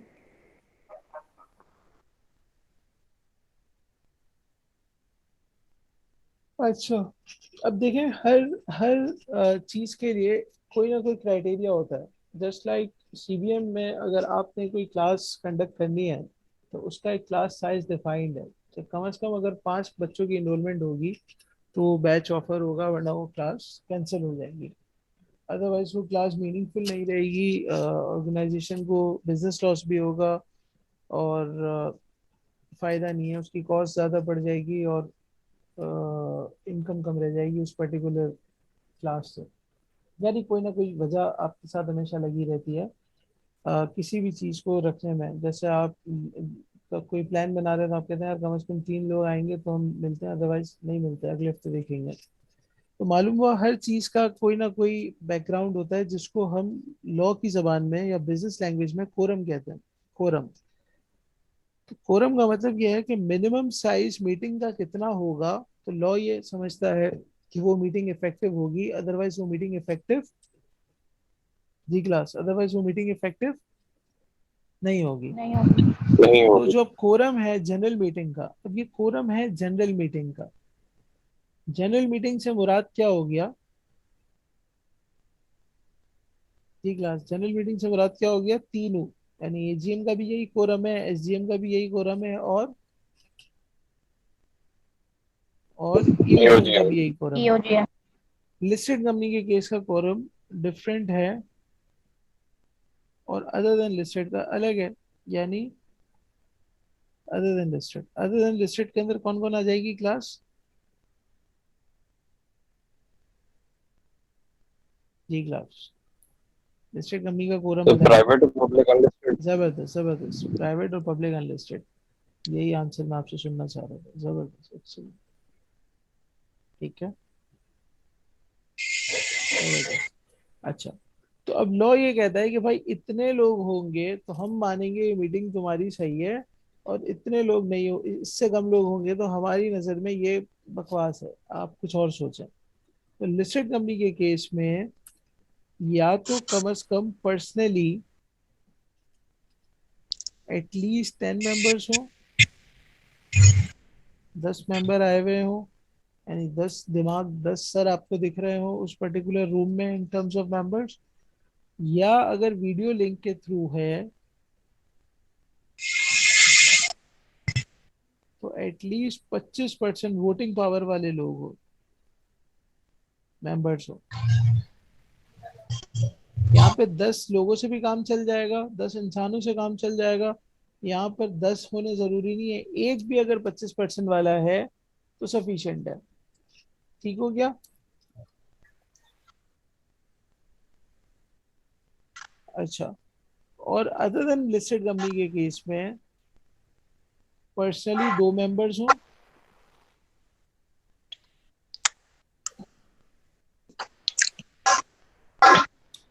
या same as listed company video link वाला सेम है,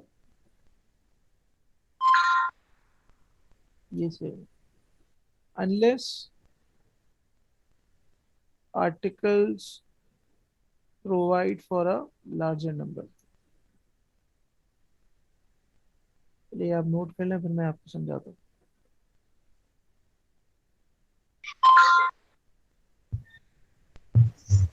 जी क्लास, नोट कर लिया आप लोगों ने ये? हमारी नेक्स्ट क्लास जो होगी वो होपफुली लास्ट क्लास होगी कंपनी लॉ के हवाले से, यानी कंपनी लॉ बस फिर हम नहीं पढ़ेंगे, और फिर हमारी कोशिश होगी कि जी हम थोड़ा सर। सा मनी लॉन्ड्रिंग देखें या फिर कॉन्ट्रैक्ट देखें।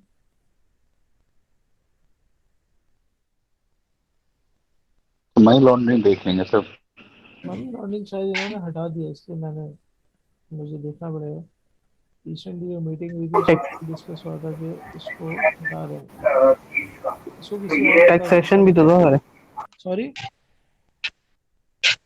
Sir taxation taxation. आपकी आवाज नहीं है, सॉरी। टैक्सेशन टैक्सेशन टैक्सेशन तो आपके कोर्स में दूर दूर तक नहीं है, क्या पढ़ाऊंगा। सर ये जो सेकंड पॉइंट है private and public unlisted company में, ये क्या लिखा है? Same as listed listed company, company. जी जी, ये जैसा है ना ऐसा ही है, ऐसा होगा। और सर पर्सनली से क्या मुराद है? पर्सनली 2 मेंबर्स, पर्सनली से क्या मतलब? खुद वो जाती खुद, या पर्सन है ना, हम क्या इन पर्सन मुलाकात कर सकते हैं, यानी फेस टू फेस मीटिंग हो सकती है, साथी मीटिंग हो सकती है, ऐसे लोग हों वहां पे खुद जमा हो। मीटिंग में तो जाहिर बात है लोग तो जमा होते ही हैं। तो वो यही कह रहे हैं कि 10 मेंबर आ जाए हैं, या फिर, अच्छा आपके सवाल का जवाब मैं थोड़ा सा आगे लेके चल रहा हूँ। कभी कभी ऐसा होता है कि आप खुद नहीं जाते, अपनी जगह किसी और को भेज देते हैं, ऐसा भी पॉसिबल है, उसको प्रॉक्सी कहते हैं, वो हम नहीं पढ़ रहे। ओके तो ओके, वो ये कह रहा है कि प्रॉक्सी ना हो, तुम खुद ही आए हुए हो, कम से कम 10 लोग खुद ही आए हुए ठीक ठीक ठीक, ओके। हो। अच्छा,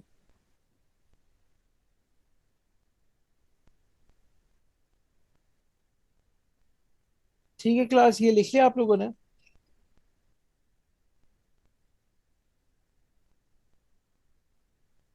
यस सर। जी सर देख लिया है, अच्छा, बस ये समझाते हैं अनलेस आपने जो जी लिखा है जी जी अनलेस जी जी आर्टिकल प्रोवाइड। अच्छा, ये तो हमें समझ आ गया कि अगर लिस्टेड कंपनी है तो कम से कम 10 आदमी, 10 लोग, या वीडियो लिंक के थ्रू 25%। अगर अदर देन लिस्टेड कंपनी है तो कम से कम 2 लोग होंगे, या 2 से, या फिर वही वीडियो लिंक वाला। अच्छा, तो और इसके अलावा वो कह रहा है unless articles provide for a larger number, इसका मतलब ये है कि हमने देखा था कि कंपनी के दो कॉन्स्टिट्यूशनल डॉक्यूमेंट्स हैं, अगर आपको याद हो तो। Yes sir. एक था एमओए आर्ट और एक आर्टिकल था of association and article. Memorandum of association. जबरदस्त जी सर। मेमोरेंडम ऑफ एसोसिएशन के हमने देखा था कि नाम, ये हमने देखा था कभी कि नाम लिखा होता है, प्रोविंस लिखा होता है, ऐसी कोई डिस्कस हुआ हमारा? नहीं सर। नहीं नहीं हुआ, आपने सर। अभी बताया था। ये करवाया था, मुझे याद पड़ रहा। नहीं, आपने बस एक जनरल बता दिया था कि इसमें सारी डिटेल्स मेंशन होती हैं। अच्छा चले, इसको अभी देख लेते हैं ताकि आपका ये मसला खत्म हो जाए। लेकिन जो मेमोरेंडम ऑफ एसोसिएशन होता है ना कंपनी का, इसके अंदर 6 क्लॉसेस होते हैं। एक होता है नेम क्लॉज, ठीक है। और यार मुझे प्लीज कोई लिस्ट बना लो, मुझे ये भी याद दिलवा देना, मैं आपको किसी का मेमोरेंडम, बल्कि एसएससीबी की वेबसाइट पे बहुत सारे ड्राफ्ट पड़े हैं, तो मैं आपको भेज दूंगा। अगली क्लास के लिए हम ये सारी चीजें नोट करते जा रहे हैं। मैंने भी कुछ नोट की हुई है, मगर आप में से अगर कोई मुझे रिमाइंड करवा दे मेरे लिए बहुत अच्छा हो जाएगा।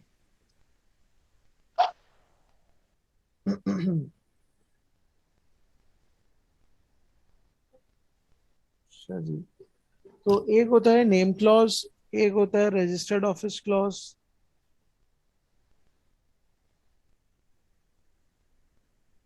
एक होता है ऑब्जेक्ट क्लॉज, एक होता है लाइबिलिटी क्लॉज, एक होता है ऑथराइज कैपिटल क्लॉज,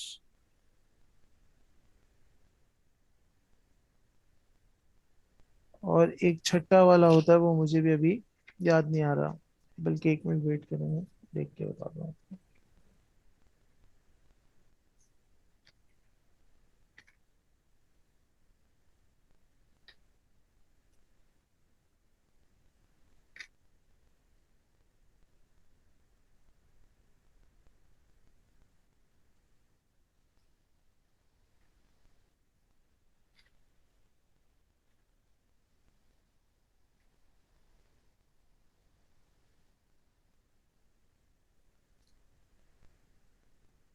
मेरे ख्याल से अंडरटेकिंग होती है वो, अगली क्लास में भी हम देखेंगे तो उसको नोट कर लेंगे, अंडरटेकिंग। तो ये 6 बातें होती हैं, ठीक है। यानी चौथा कौन सा क्लॉज है? Liability clause. तो जो मेमोरेंडम ऑफ एसोसिएशन है किसी भी कंपनी का, वो आपको ये 6 बातें बताएगा कि इस कंपनी का नाम क्या है, एबीसी प्राइवेट लिमिटेड या ABC limited. Registered office clause के अंदर सिर्फ ये लिखा होता है कि कौन सी प्रोविंस के अंदर ऑपरेट कर रहा है, ये नहीं लिखा होता कि शहर कौन सा है, प्रोविंस या इस्लामाबाद कैपिटल सिटी लिखा हुआ होगा। ऑब्जेक्ट क्लॉज के अंदर बिजनेस का मकसद लिखा होगा, क्यों बनाए, डील किस में करेगा, क्या करेगा। लाइबिलिटी क्लॉज में लिखा होगा इसकी, इस कंपनी की लाइबिलिटी लिमिटेड है कि अनलिमिटेड है।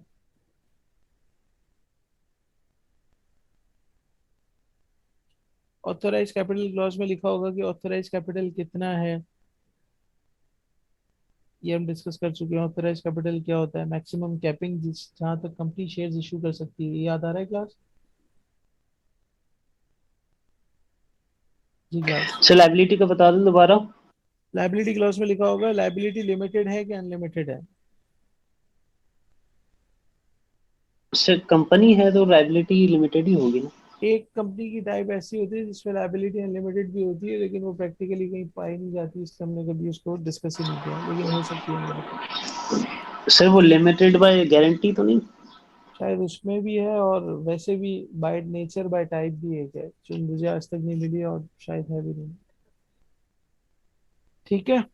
और इसके बाद ऑथराइज कैपिटल हम डिस्कस कर चुके हैं कि ऑथराइज कैपिटल क्या होता है, मैक्सिमम कैपिंग के आप कहाँ तक शेयर्स इशू कर सकते हैं, तो ये लिखा होगा हाउ मच। और अंडरटेकिंग होगी कि कंपनी कोई भी प्रोहिबिटेड बिजनेसेस के अंदर पार्टिसिपेट नहीं करेगी, वगैरह वगैरह। तो ये हो गया मेमोरेंडम ऑफ एसोसिएशन। फिर एक होता है कंपनी का डॉक्यूमेंट, आर्टिकल्स ऑफ एसोसिएशन। अब आर्टिकल्स ऑफ एसोसिएशन के अंदर, यानी ये तो वो सारी इंफॉर्मेशन है जो एक्सटर्नल इंफॉर्मेशन है, हर बाहर के आदमी को पता हो तो भी कोई मसला नहीं है। नाम पता होगा, ऑफिस पता होगा, बिजनेस क्या करती है पता होगा, नाम के आगे लिमिटेड लिखा होगा तो लाइबिलिटी क्लॉज पता होगा, ऑथराइज कैपिटल उसके फाइनेंशियल्स में आ रहा होगा, अंडरटेकिंग कोई इशू नहीं है। Articles of association internal matters के लिए होता है नॉर्मली। यानी घरेलू मामला, कंपनी के अपने आपस के अंदरूनी मामला। अब आर्टिकल्स ऑफ एसोसिएशन भी लॉ के अंदर ऐसा है कि जो एक नॉर्मल कंपनी है वो लॉ के अंदर जो दिया हुआ है उसको अडॉप्ट भी कर सकती है, यानी एज इट इज फॉलो कर ले, या फिर वो उसको अमेंड भी कर सकती है। टेबल बी है या सी है, मुझे एग्जैक्ट याद नहीं आ रहा, लेकिन एक कंपनी जो लॉ के अंदर एक टेबल दिया हुआ है, उस टेबल का हेडिंग आर्टिकल्स ऑफ एसोसिएशन है, कंपनी उसको अडॉप्ट कर ले और मनोमन उसके अंदर जो बातें लिखी हुई हैं उसी को फॉलो कर ले फॉर इंटरनल मैटर्स, तो दैट विल बी फाइन। अगर उसके अंदर उसको कुछ अमेंडमेंट करनी है तो उसके पास वो राइट है कि वो क्या कर सकती है, उसको अमेंड भी कर सकती है। अब उसमें कैसी बातें लिखी हुई हैं, उसमें यही बातें लिखी हुई हैं कि इलेक्शन ऑफ डायरेक्टर्स का प्रोसीजर क्या होगा, कब कब होगा, फिर आपका जैसे यही वाला कि कोरम ऑफ मीटिंग का साइज क्या होना चाहिए, चेंज कर सकती है कंपनी, डायरेक्टर्स की डिटेल्स क्या है, शेयर होल्डिंग पैटर्न क्या होगा, कैसा रखना है, मीटिंग्स के हवाले से बातें कि हमें कैसे कॉल करनी है, क्या करना है, एंड सो ऑन। तो बेसिकली कहने का मकसद यह है कि ये इंटरनल एक डॉक्यूमेंट है जिसमें आप just like a rule book है कि हम उसको लॉ को भी देख के चलते हैं और उस रूल बुक को भी फॉलो कर सकते हैं।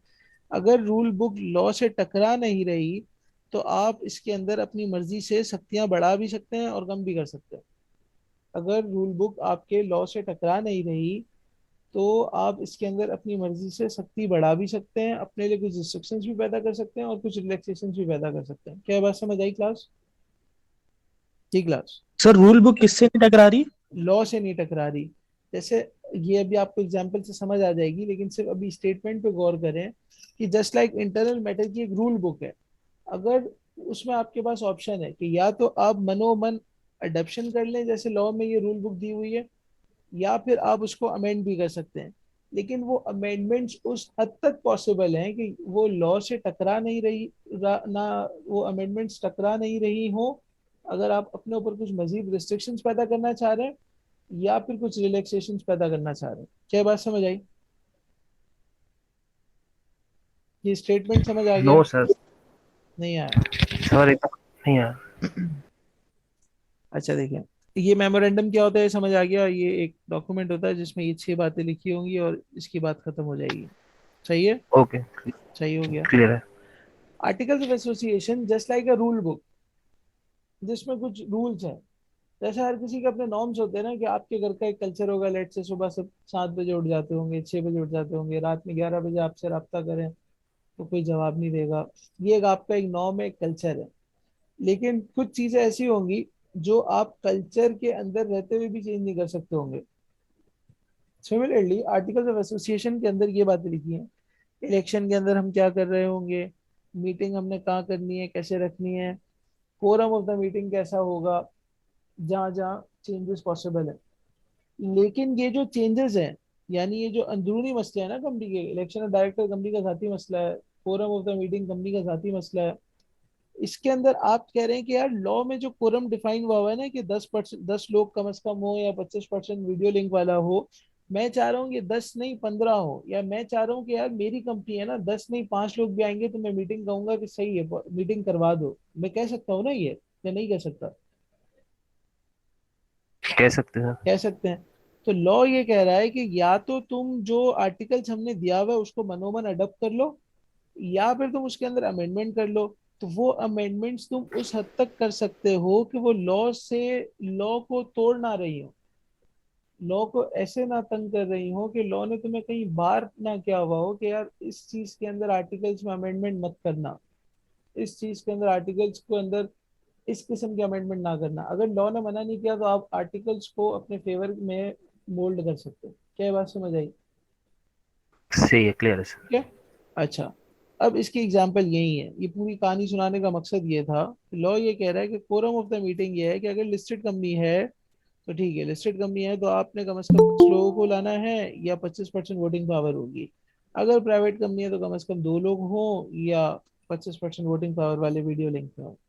लेकिन अगर articles provide otherwise, other unless articles provide for a larger number, लेकिन आर्टिकल्स ये कह रहा हो कि 10 नहीं 25 लोग आएंगे तो मीटिंग इफेक्टिव होगी, तो 25 लोगों का होना जरूरी है, अदरवाइज कोरम पूरा नहीं होगा। क्या ये बात समझ आई? क्या ये बात समझ आई class? Yes sir. Yes sir. लेकिन क्या मैं इसके अंदर 25 को काट के इसका साइज 3 कर सकता हूँ? नो सर, लॉ में 10 है इसीलिए नहीं कर सकते। नहीं नहीं नहीं नहीं, लॉ में 10 इसलिए नहीं नहीं कर सकता, नहीं। लॉ ये कह रहा है unless articles provide for a larger number. अगर आर्टिकल कम के लिए, ज्यादा के लिए तो लॉ अलाउ कर रहा है, कम के लिए लॉ अलाउ नहीं कर रहा। यानी लॉ ये कह रहा है कि तुम बढ़ा तो सकते हो आर्टिकल्स के थ्रू, कम नहीं कर सकते।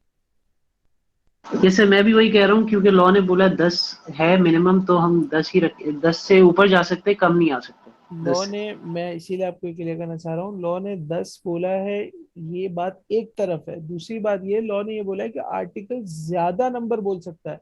अच्छा, अगर यहाँ ये लिखा होता ना कि अनलेस आर्टिकल्स प्रोवाइड अदरवाइज, अब आप 10 से कम भी कर सकते थे। मेरी बात समझ आ रही है फैज? हाँ जी सर।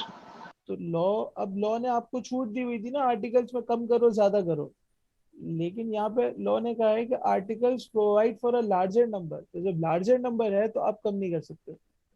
आपको एग्जाम्पल से बात समझ आ गई सबको? Yes sir. बेहतरीन हो गया। सिमिलरली हमने देखा था प्राइवेट कंपनी के केस में, प्राइवेट कंपनी की डेफिनेशन हमने सिर्फ ये पढ़ी थी, वो होती है कि जिसमें दो से कम 50 लोग हों, जो प्रोहिबिशन ऑफ जनरल पब्लिक हो, और ट्रांसमिशन ऑफ शेयर्स जिसमें रिस्ट्रिक्टेड हो। ये तीन बातें हमने प्राइवेट कंपनी के लिए लिखी थी जिस दिन हमने इसकी डेफिनेशन पढ़ी थी। आपकी नोटबुक में तीन बातें कहीं ना कहीं होंगी। ठीक है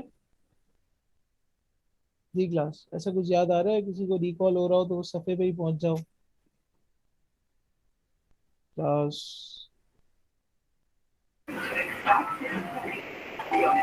जी क्लास? क्लास में आपसे पूछ रहा हूँ। Yes sir. यस। अच्छा, तो अब आप ये चेक करें कि उस सफे पे हमने ये लाइन नहीं लिखी थी। वैसे प्राइवेट कंपनी की डेफिनेशन स्टार्ट होती है अनलेस प्रोवाइड, अनलेस आर्टिकल्स करके स्टार्ट होती है, कि आर्टिकल्स में कुछ और लिखा हो तो आप चेंजेस कर सकते हो। तो ये कुछ एग्जांपल्स थी आर्टिकल्स की चेंजेस की। आई होप आपको ये बात क्लियर हो गई होगी। अच्छा, तो अब अगर ये जो कोरम था मीटिंग का, ये तो डिफाइन हो गया ना कि ये कितना होना चाहिए, लेकिन ये भी तो डिफाइन हो कि 10 लोगों ने, लेट से मीटिंग का नोटिस है कि सुबह 10 बजे मीटिंग होगी, तो ये 10 लोग होंगे तो मीटिंग होगी। तो भाई कब तक 10 लोग आएंगे तो मीटिंग होगी? तो अगर आप कोई टाइम की लिमिटेशन नहीं रखोगे, तो हो सकता है कि एक वक्त में 9 होते हो और फिर 2 कहते हो यार कोई आ नहीं रहा मैं जा रहा हूँ, और उसके जाते ही एक और बंदा आ जाता हो, तो अगर वो होता तो 10 हो जाते तो मीटिंग हो जाती। इस तरह तो एक खेल तमाशा बन जाएगा। क्या ख्याल है? मेरी बात समझ आ रही है आपको? Yes sir. मतलब are you getting my point कि मैं एग्जैक्टली कहना क्या चाह रहा हूँ?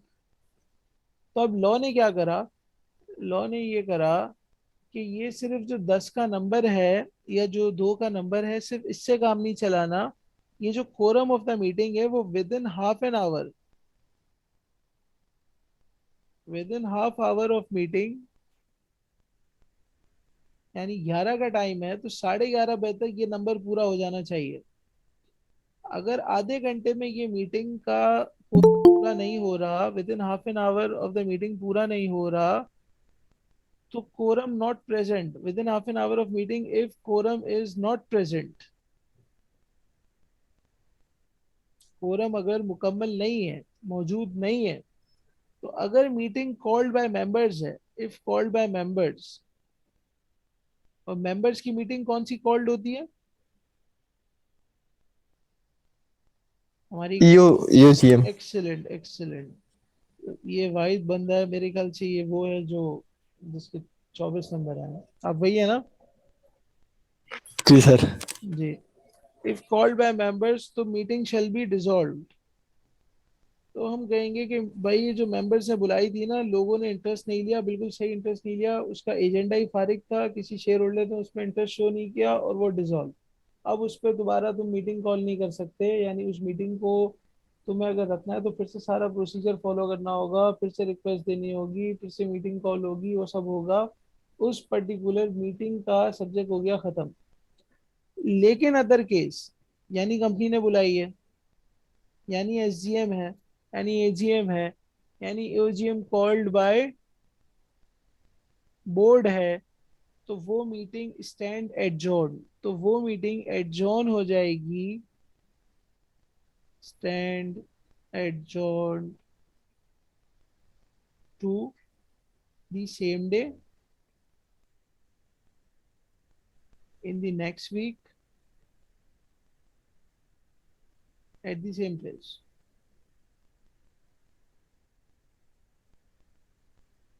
और अब क्या होगा, इफ एट एडजॉर्न मीटिंग, जो एडजॉर्न मीटिंग है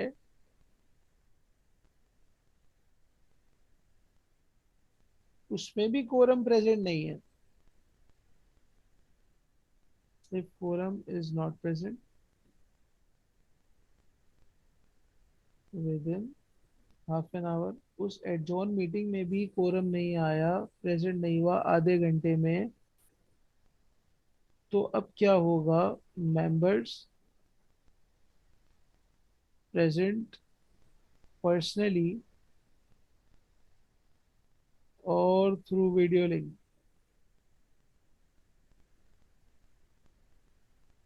at least 2 shall be the quorum.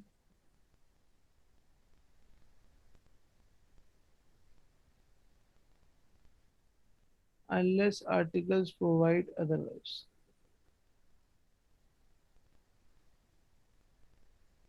Articles provide otherwise. Ji class, ये नोट कर लें फिर इसको डिस्कस कर लेते हैं।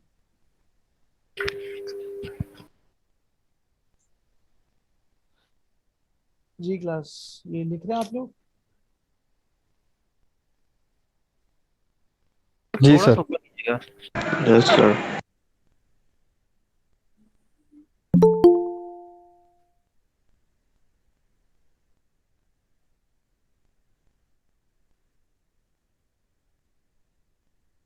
आप लोगों की कोई दूसरी क्लास चल रही थी जो अभी आ रहे हैं हाजिरी लगवाना है? सर ये मैं ही हूँ एक्चुअली, इंटरनेट वो लैपटॉप अच्छा में अच्छा अच्छा। बैटरी कम हो गई है तो मोबाइल से ज्वाइन कर रहा हूँ। ओहो, बहुत शुक्रिया आपका, थैंक यू वकास, आप तो पूरी क्लास साथ रहे। वकास यहाँ? सर हम जी भी जी। पूरी क्लास, काफी क्लास के बाद एक और फॉरेन क्लास है। क्या बात है, जबरदस्त। क्या करें यार, तो दोपहर में तो शाम सर में। वैसे लेकिन एक सवाल पूछूं सर आपसे जी ऐसे ही जी। जनरली, हाँ हाँ। कल भी सर डिस्कस, आज मैं दो लगातार क्लास है आपकी सर, 9:45 से ये 12:15 तक है। हाँ इसके बाद सर ऑलरेडी एक क्लास शुरू हो चुकी होगी 12 बजे तक। हाँ सर हाँ। अगर 23 मार्च है पब्लिक हॉलीडे, तो sir public holiday mean public holiday ना, इससे अच्छा तो फिर सर हम नॉर्मल रूटीन ही करते, क्लास ऑफ ना करते, ना डिस्टर्बेंस होती ना वो होता। वो भी सर मेकअप क्लास ले रहे हैं, हम लोग भी ले रहे हैं, ऐसी सवाल है सर। अच्छा, आपका सवाल बहुत अच्छा है। आप देखें, प्रॉब्लम पता है क्या है? 23 मार्च से मेरा बिल्कुल भी दिल नहीं चाह रहा था कि मैं क्लास लूँ, ठीक है? और मैं भी चाह रहा था कि मैं सुकून से पार्टी करूँ, इवन मुझे भी दोपहर में खेलने जाना था, तो वो भी मैंने कैंसिल किया कि एक दावत आ गई है। तो अब कहने का मकसद ये है कि अगर आज हम ये क्लास ना लेते तो बहुत अच्छा होता, मतलब मेरा भी दिल नहीं चाह रहा था, लेकिन फिर ये हम कब लेते हैं, इसकी मेकअप तो नहीं सर, लगानी मेरा पड़ती ना। सवाल है, एग्जाम्पल अगर ठीक। पब्लिक हॉलीडे आ रहे हैं हाँ तो हाँ, पब्लिक मैं हॉलीडे वही मीन आपको क्लियर वो करना चाह रहा क्लास हूँ। एग्जाम हो जाए। नहीं नहीं नहीं नहीं, ऐसे नहीं होता। आपका मसला ये है कि आपकी जो संडे भी पब्लिक हॉलीडे है ना, लेकिन कोई कोर्स अगर आप संडे का उठाते हैं तो इस कैलकुलेशन से तो पूरा कोर्स ही फिर खत्म। आपने एडमिशन लिया और रिजल्ट आ जाना चाहिए, बात खत्म हो गई। तो ऐसे तो नहीं होगा ना। इसका मतलब ये होगा कि आपने कभी ना कभी इस क्लास का मेकअप लगाना पड़ेगा, बिकॉज कि आपको अपना आवर्स पूरे करने हैं, कोर्स पूरा करना है। तो फिर वो कब लगाते, वो बड़ी एक डिस्टरबेंस होती कि आज किसी का मसला होता, आज किसी का मसला होता, फिर आगे रमजान भी आ रहा है। तो अब सर कुछ हमारे टीचर्स हैं ऐसे सर, सिद्धार्थ टीचर्स हैं सर, वो कहते हैं कि यार मिड टर्म आपका आ गया था तो हाँ, मिड टर्म की मेकअप आ सकती है। यार सर देखिए, मिड टर्म में भी तो हमने ही तो पढ़ा है, तो हमने ही तो अपना टाइम वहाँ पे दिया, उसकी मेकअप क्लास क्यों नहीं जी जी, चाहिए। देखिए मिड टर्म की जो मेकअप होती है वो आपको शायद पता नहीं है, मिड टर्म आपका होता है 2 आवर्स का, तो 1 आवर जो रह जाता है ना, जी। उसकी मेकअप क्लास लगाना वैसे जरूरी है। तो सबसे वो टीचर तो 3 3 घंटे ले लेते हैं उसमें। अब यार ये मुझे नहीं पता कौन लेता है, लेकिन ये शायद सही नहीं है। ठीक है, चलें सर, कह रहा नहीं भाई। लेकिन वो सर स्क्रीन हो सकता है उनको अपना स्क्रीन कोर्स को पूरा नीचे कराना करना। हो, या जो भी उनका मसला मसाइल है। हमारी कोशिश तो हम्म। ये है कि हम जितनी कटौती हो सकती लेकिन है सर करें। तो बेहतर यही होता है यार कि ना कोई पब्लिक हॉलीडे आए, क्योंकि सर जो संडे वाली क्लास थी हमारी जो अभी अभी हो रही है, हम्म। उसकी वजह से तो इतना बड़ा मसला हो रहा है, ये है तो वो है। किसी ने सर, हमने कहा सर हमारी क्लास चल रही है, किसी ने वो कहा, इससे अच्छा बंदा कहता है कि पब्लिक हॉलीडे हो ही नहीं, लेकिन जो उसमें नॉर्मल हमने, रूटीन में। आपको मेरी तरफ से उम्मीद है कोई टेंशन नहीं होगी। हमने बड़ा सिंपल रूल रखा था, जो नहीं आ सकता वो रिकॉर्डिंग ले ले और अपना ये उसे ईमेल पे बता दे रिकॉर्ड पर्पस के लिए, ताकि उसकी अटेंडेंस भी लग जाए और वो बाद में अपनी सहूलत से रिकॉर्डिंग भी ले ले। जी सर, जी सर। ये प्रॉब्लम हम मुझे अंदाजा है कि आ सकता है, तो इस पे बिला वजह की पकड़ दकड़ करना कि तुम्हें आना ही पड़ेगा, एटलीस्ट कॉन्फिडेंस में लेके ईमेल कर दे, और ना आए और बाद में देख ले। अब उसका अपना जी मसला सर। है कि वो देख के एग्जाम पर्पस के लिए उसको देखना चाहिए। मुझे अंदाजा है रमजानों कि में से 3:30 से 6:15 होगी ना क्लास सर? यार मैं 6:15 तो नहीं, मुझे याद पड़े पिछले साल रोजा यही इसी टाइम पे खुलता था ना, जी सर, तो रोजा मतलब 6:47 प्रदान हो गया आजकल। तो हम इफ्तार पे घर पहुंच जाते थे तकरीबन। हाँ कुछ ऐसे ही था, 3 से 6 थी या पौने 6 थी, कुछ ऐसा था। सही। तो अच्छा ये हम देख जी। लेते हैं, बस हम हमारी क्लास अभी खत्म होने वाली है। मैं खुद भागना चाह रहा हूँ, मगर एक जिम्मेदारी है तो अच्छी बात नहीं। अच्छा, तो हम यहाँ पर आ गए, ठीक है। अदर केस में ये आपको समझ आ गया कि अगर मेंबर ने मीटिंग कॉल की है तो वो ओजीएम होगी, और वो इतनी बकवास उसका एजेंडा लगा लोगों को कि उससे दिलचस्पी नहीं ली, तो वो मीटिंग एडजॉर्न नहीं होगी और वो क्या हो जाएगी, डिसॉल्व हो जाएगी, यानी अब उसका कुछ भी नहीं होना। लेकिन अदरवाइज अदरवाइज में क्या क्या रह जाता है, अदरवाइज में रह जाता है ईओजीएम बाय बोर्ड, एजीएम और एसजीएम। मतलब अगर आपसे सवाल ये पूछ लिया जाए कि वो वाला, वो कौन कौन सी मीटिंग्स हैं जिसकी एडजॉर्नमेंट लॉ में अलाउ की हुई है, other than meeting called by members which is dissolved under the law if quorum is not present. तो अगर आपसे पूछ लिया जाए कि लिस्ट जरा बयान करो, तो आपको ये 3 बातें आनी चाहिए। क्या ख्याल है? ये बात समझ आ रही है? क्लास की बात समझ आई? क्लास आपको मेरी आवाज जी पहुंच रही सर, है? अभी अभी। ये बात क्लियर जी होगी। सर। अब उसमें कोई ऐसे ही फजूल तो नहीं लिख रहा होगा कि अगर मीटिंग टाइम से नहीं रख रहे तो देखो कभी भी रख सकते हैं, एक मीटिंग वो है। सिंपल ये 3 बातें हैं, ईओजीएम कॉल्ड बाय बोर्ड, एजीएम और एसजीएम। ठीक है, ठीक है, सिंपल, हमने ये 3 चीजें जमा कर ली। अच्छा, तो अगर वो मीटिंग एडजॉर्न्ड होगी तो कब होगी? लेट से बुध को थी, आज 23 मार्च को, तो 30 मार्च को बुध वाले दिन ही वो मीटिंग होगी, उसी जगह पे उसी वक्तों में।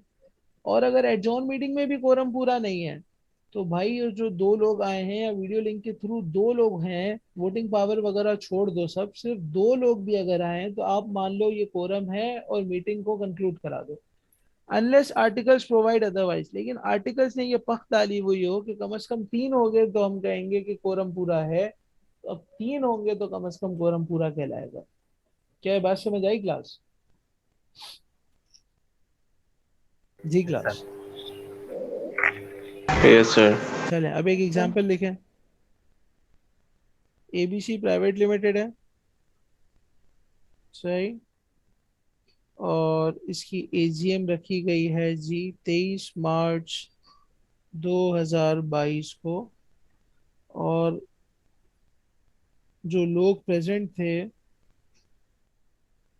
Only one sir member. SGM private limited की तो नहीं?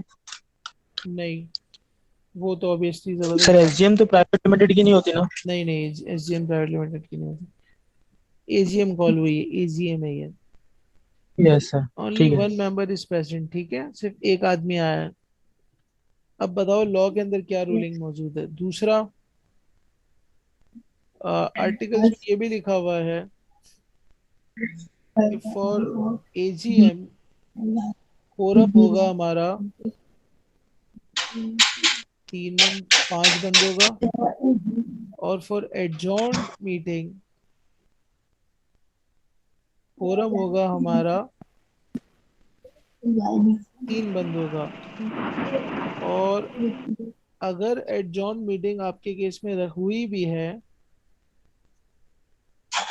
तो आपके लोग थे 2। अब जरा आप इस पे चर्चा करें। सिनेरियो आपके सामने, मैं फिर से पढ़ देता हूँ।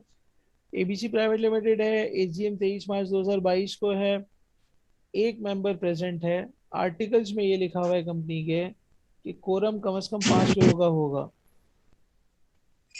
और अगर एडजॉर्न मीटिंग कॉल कर भी दी गई तो आर्टिकल्स में ये लिखा है कि कोरम 3 लोगों का होगा, अलबत्ता एडजॉर्न मीटिंग में सिर्फ 2 लोग मौजूद थे। अब बताएं क्या सीन होगा।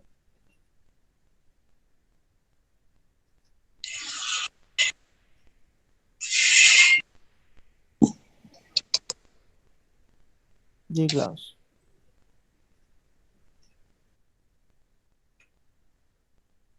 क्लास।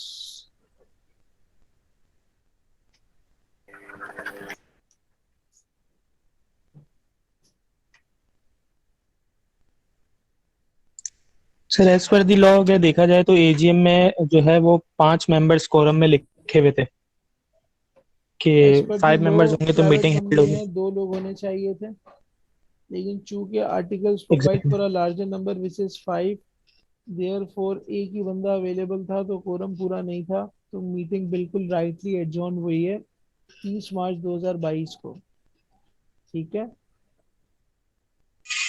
पेपर में सवाल ऐसे आ सकते सर हैं कि 23 मार्च 2022 को मीटिंग थी, कोरम एक आदमी आया था, कोरम आर्टिकल्स में लिखा था 5 आदमियों का होना चाहिए, मीटिंग एडजॉर्न हो गई, और एडजॉर्न मीटिंग में 2 लोग आए थे, अलग आर्टिकल्स में लिखा हुआ था 3 लोग आए थे। तो जो आदमी आया हुआ था पहले दिन एजीएम में, वो ये शोर मचा रहा था कि भाई मैं एक अकेला आया हुआ तो हूँ, तो तुम्हें मीटिंग कंक्लूड करने में क्या चीज काट रही है।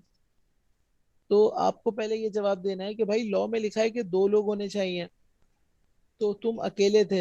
अगर 2 भी होते तो भी आर्टिकल्स में 5 लिखा हुआ था, तो आर्टिकल्स प्रीवेल कर जाएगा, लिहाजा 30 मार्च को मीटिंग से ही एडजॉर्न हुई है।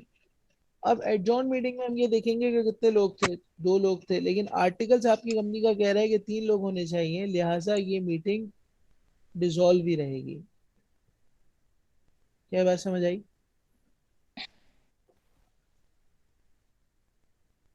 Yes sir.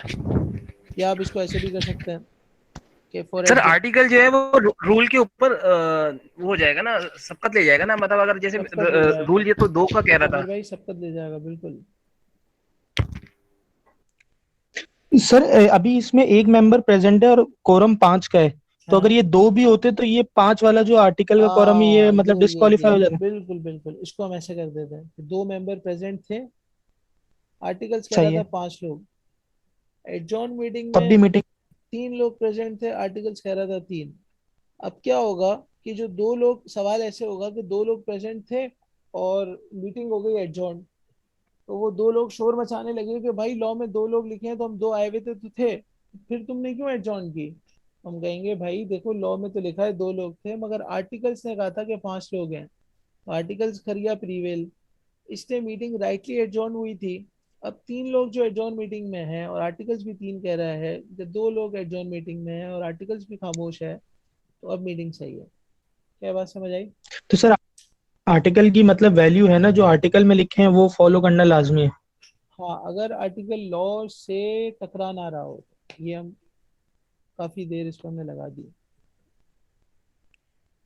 तो सही। सर लॉ तो फुलफिल हो रहा है कि 2 मेंबर्स होने चाहिए इस और केस 2 में हैं, हो रहा है ना, तो वो रूल डिस्कस कर रहे हैं। हाँ वो शोर तो उनका शोर मचाना सही है ना। नहीं है ना, आर्टिकल लॉ से तब टकराना कहलाएगा, या तो लॉ खुद अलाउ कर रहा है ना, unless articles provides for a larger number.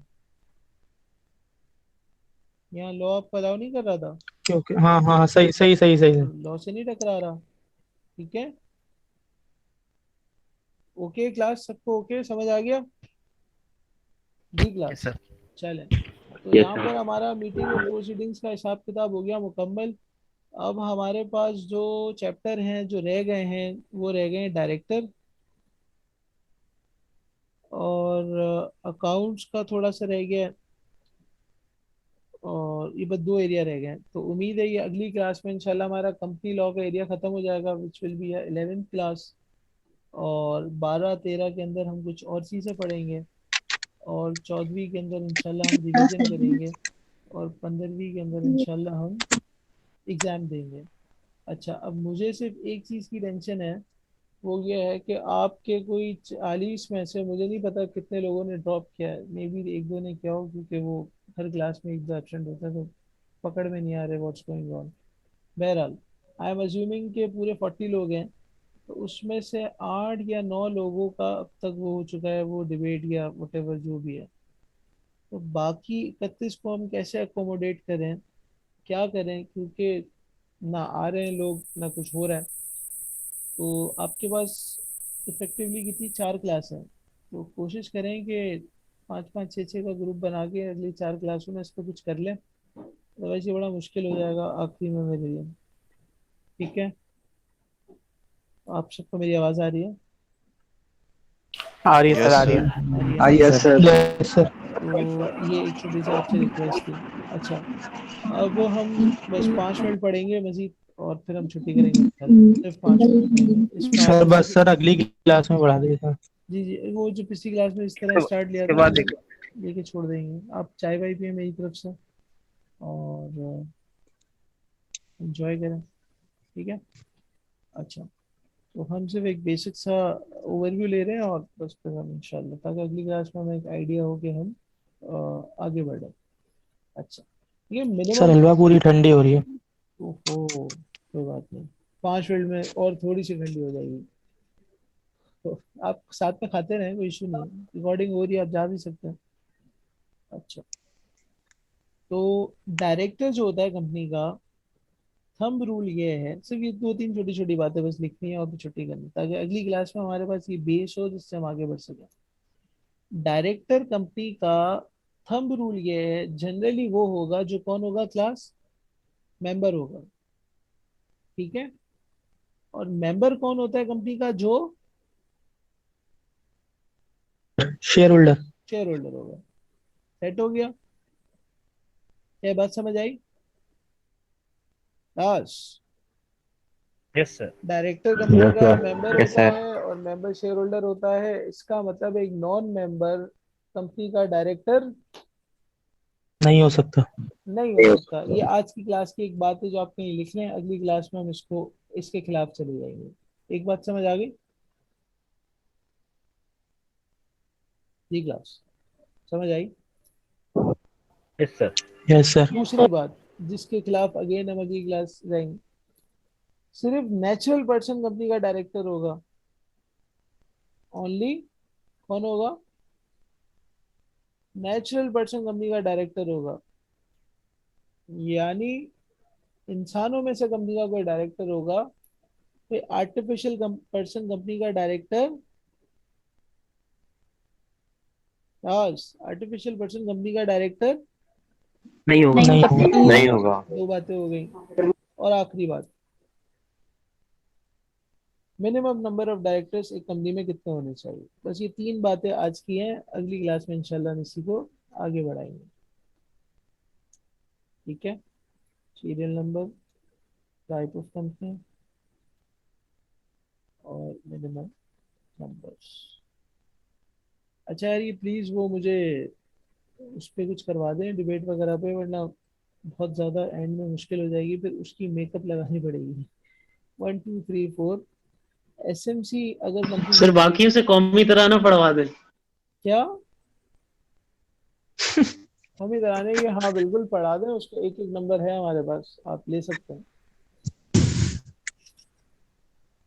ठीक है।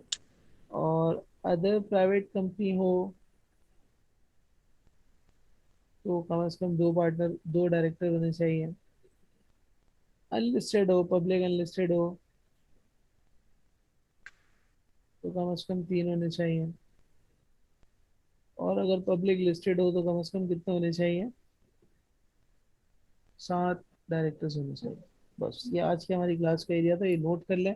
अगली क्लास में इंशाल्लाह हम इस डिस्कशन को आगे बढ़ाएंगे। ये डायरेक्टर मेंबर होना चाहिए, हाँ होना चाहिए, लाजमी होना चाहिए, लेकिन कहीं कहीं नहीं भी होगा। तो आज जनरल रूल ये बना, लाजमी एक मेंबर ही डायरेक्टर बन सकता है। जनरल रूल दूसरा ये बना कि सिर्फ नेचुरल पर्सन ही कंपनी का डायरेक्टर बन सकता है, आर्टिफिशियल पर्सन नहीं बन सकता। ठीक हो गया। और तीसरा ये मिनिमम नंबर्स। आई होप कि हम यहाँ तक साथ होंगे। आपका कोई सवाल हो तो पूछ सकते हैं, अदरवाइज हम अटेंडेंस ले लें। जी क्लास।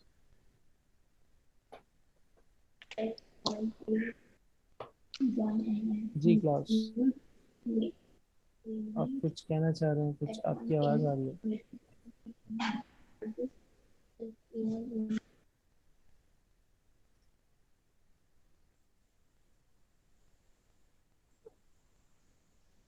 अच्छा यार, अटेंडेंस के लिए बहुत अच्छा ये है कि आप लगवाते जाएं और जाते जाएं, ताकि मुझे भी इजी रहे।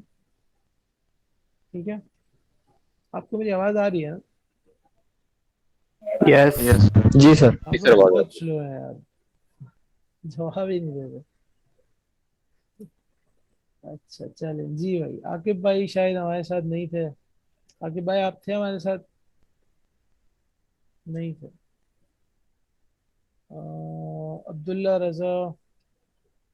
जी अब्दुल्ला आप हैं? प्रेजेंट। तो वो नाराज ना हो गए आकिब भाई। जी आकिब भाई नाराज ना प्रेजेंट। हो गए। Yes sir. नहीं, आकिब भाई से मेरी बाद में बात हुई थी, उस दिन रात में उनकी कॉल आई थी और वो अच्छे मूड में थे और वो सही थे। अच्छा, साइलेंस को तो गाइडेंस बंद करो। आकिब भाई बहुत अच्छे आदमी हैं, बड़े हैं हमारे। अच्छा, सर कितनी देर बात हुई? अरे तुम सब पूछ लो यार। हाँ। अहमद हनीफ अब आई हुई हैं। अली सोहेल। यस। चले आप लोग जाते जाएं, जिसका हो गया ना। और प्रेजेंट अली से। चलो थैंक यू। इसके बाद हमारे पास कौन है भाई? हमाद सिद्दीकी हमारे साथ थे। हमजा इम्तियाज साहब हमें रीजॉइन कर चुके हैं। पहले भी आपका जवाब नहीं आया था, अभी भी शायद आप नहीं हैं। हसन उस्मान। Yes sir. जाऊँ सर? जी जी थैंक यू सो मच। वैसे आप सबका बहुत शुक्रिया, आप लोगों ने आज क्लास ली बड़े मतलब ठंडे दिल से, तो थैंक यू सो मच। अच्छा आमिर भाई, इलियास चले भाई। जाऊँ सर? जी जी। इसके बाद कौन है हमारे पास? जी लाइबा आप हैं? Yes sir. अच्छा, इसके बाद कौन है भाई? मिर्जा। जी सर प्रेजेंट। जी मिर्जा आप हैं? जी सर। ठीक है। प्यारे Afzal, Aamir Abdullah. Yes sir present. Afzal भाई आप हैं? Yes sir present. तो आमिर अब्दुल्ला की आवाज़ भी यही थी। जी आमिर। जी सर। चलो फैज अहमद प्रेजेंट सर। और Mohammad Hammad. Yes sir present. चलो आप जा सकते हैं, थैंक यू। कितने सारे हम्माद हैं? तो अब हो गए Tahir Zakir. Yes sir present. चलो थैंक यू ताहिर। सर इसके नीचे मेरा ये भी लगा दें। आप कौन है? पूछना रुखसाना साथ। जी सर प्रेजेंट। सर उष्णा ने मैसेज किया हुआ है। ठीक है, रुखसाना साथ आप हैं? साथ भाई। Yes sir present. ठीक है। सलमान अहमद। सलमान भाई हैं आप? सलमान अली कुरैशी। Present sir. ये कहाँ से आवाज़ आई है? Salman Qureshi. Okay. Sara Naseeb. Yes sir. Syed Ibad. Yes sir. अच्छा, इसके बाद वक्कास हुसैन यस सर। और उमैमा यस सर, प्रेजेंट। के, और आखिरी वाला उसामा। Present sir. चलो, थैंक यू उसामा। और मेरे ख्याल से हमजा इम्तियाज और सलमान अहमद। हमजा तो हमें पूरे सेशन में नहीं समझ आया कहाँ था। दूसरे भाई कौन था? सलमान अहमद। सलमान अहमद, चले, थैंक यू सो मच आप जो भी आए थे, और मैं डिस्कनेक्ट कर रहा हूँ। सर अल्लाह हाफिज।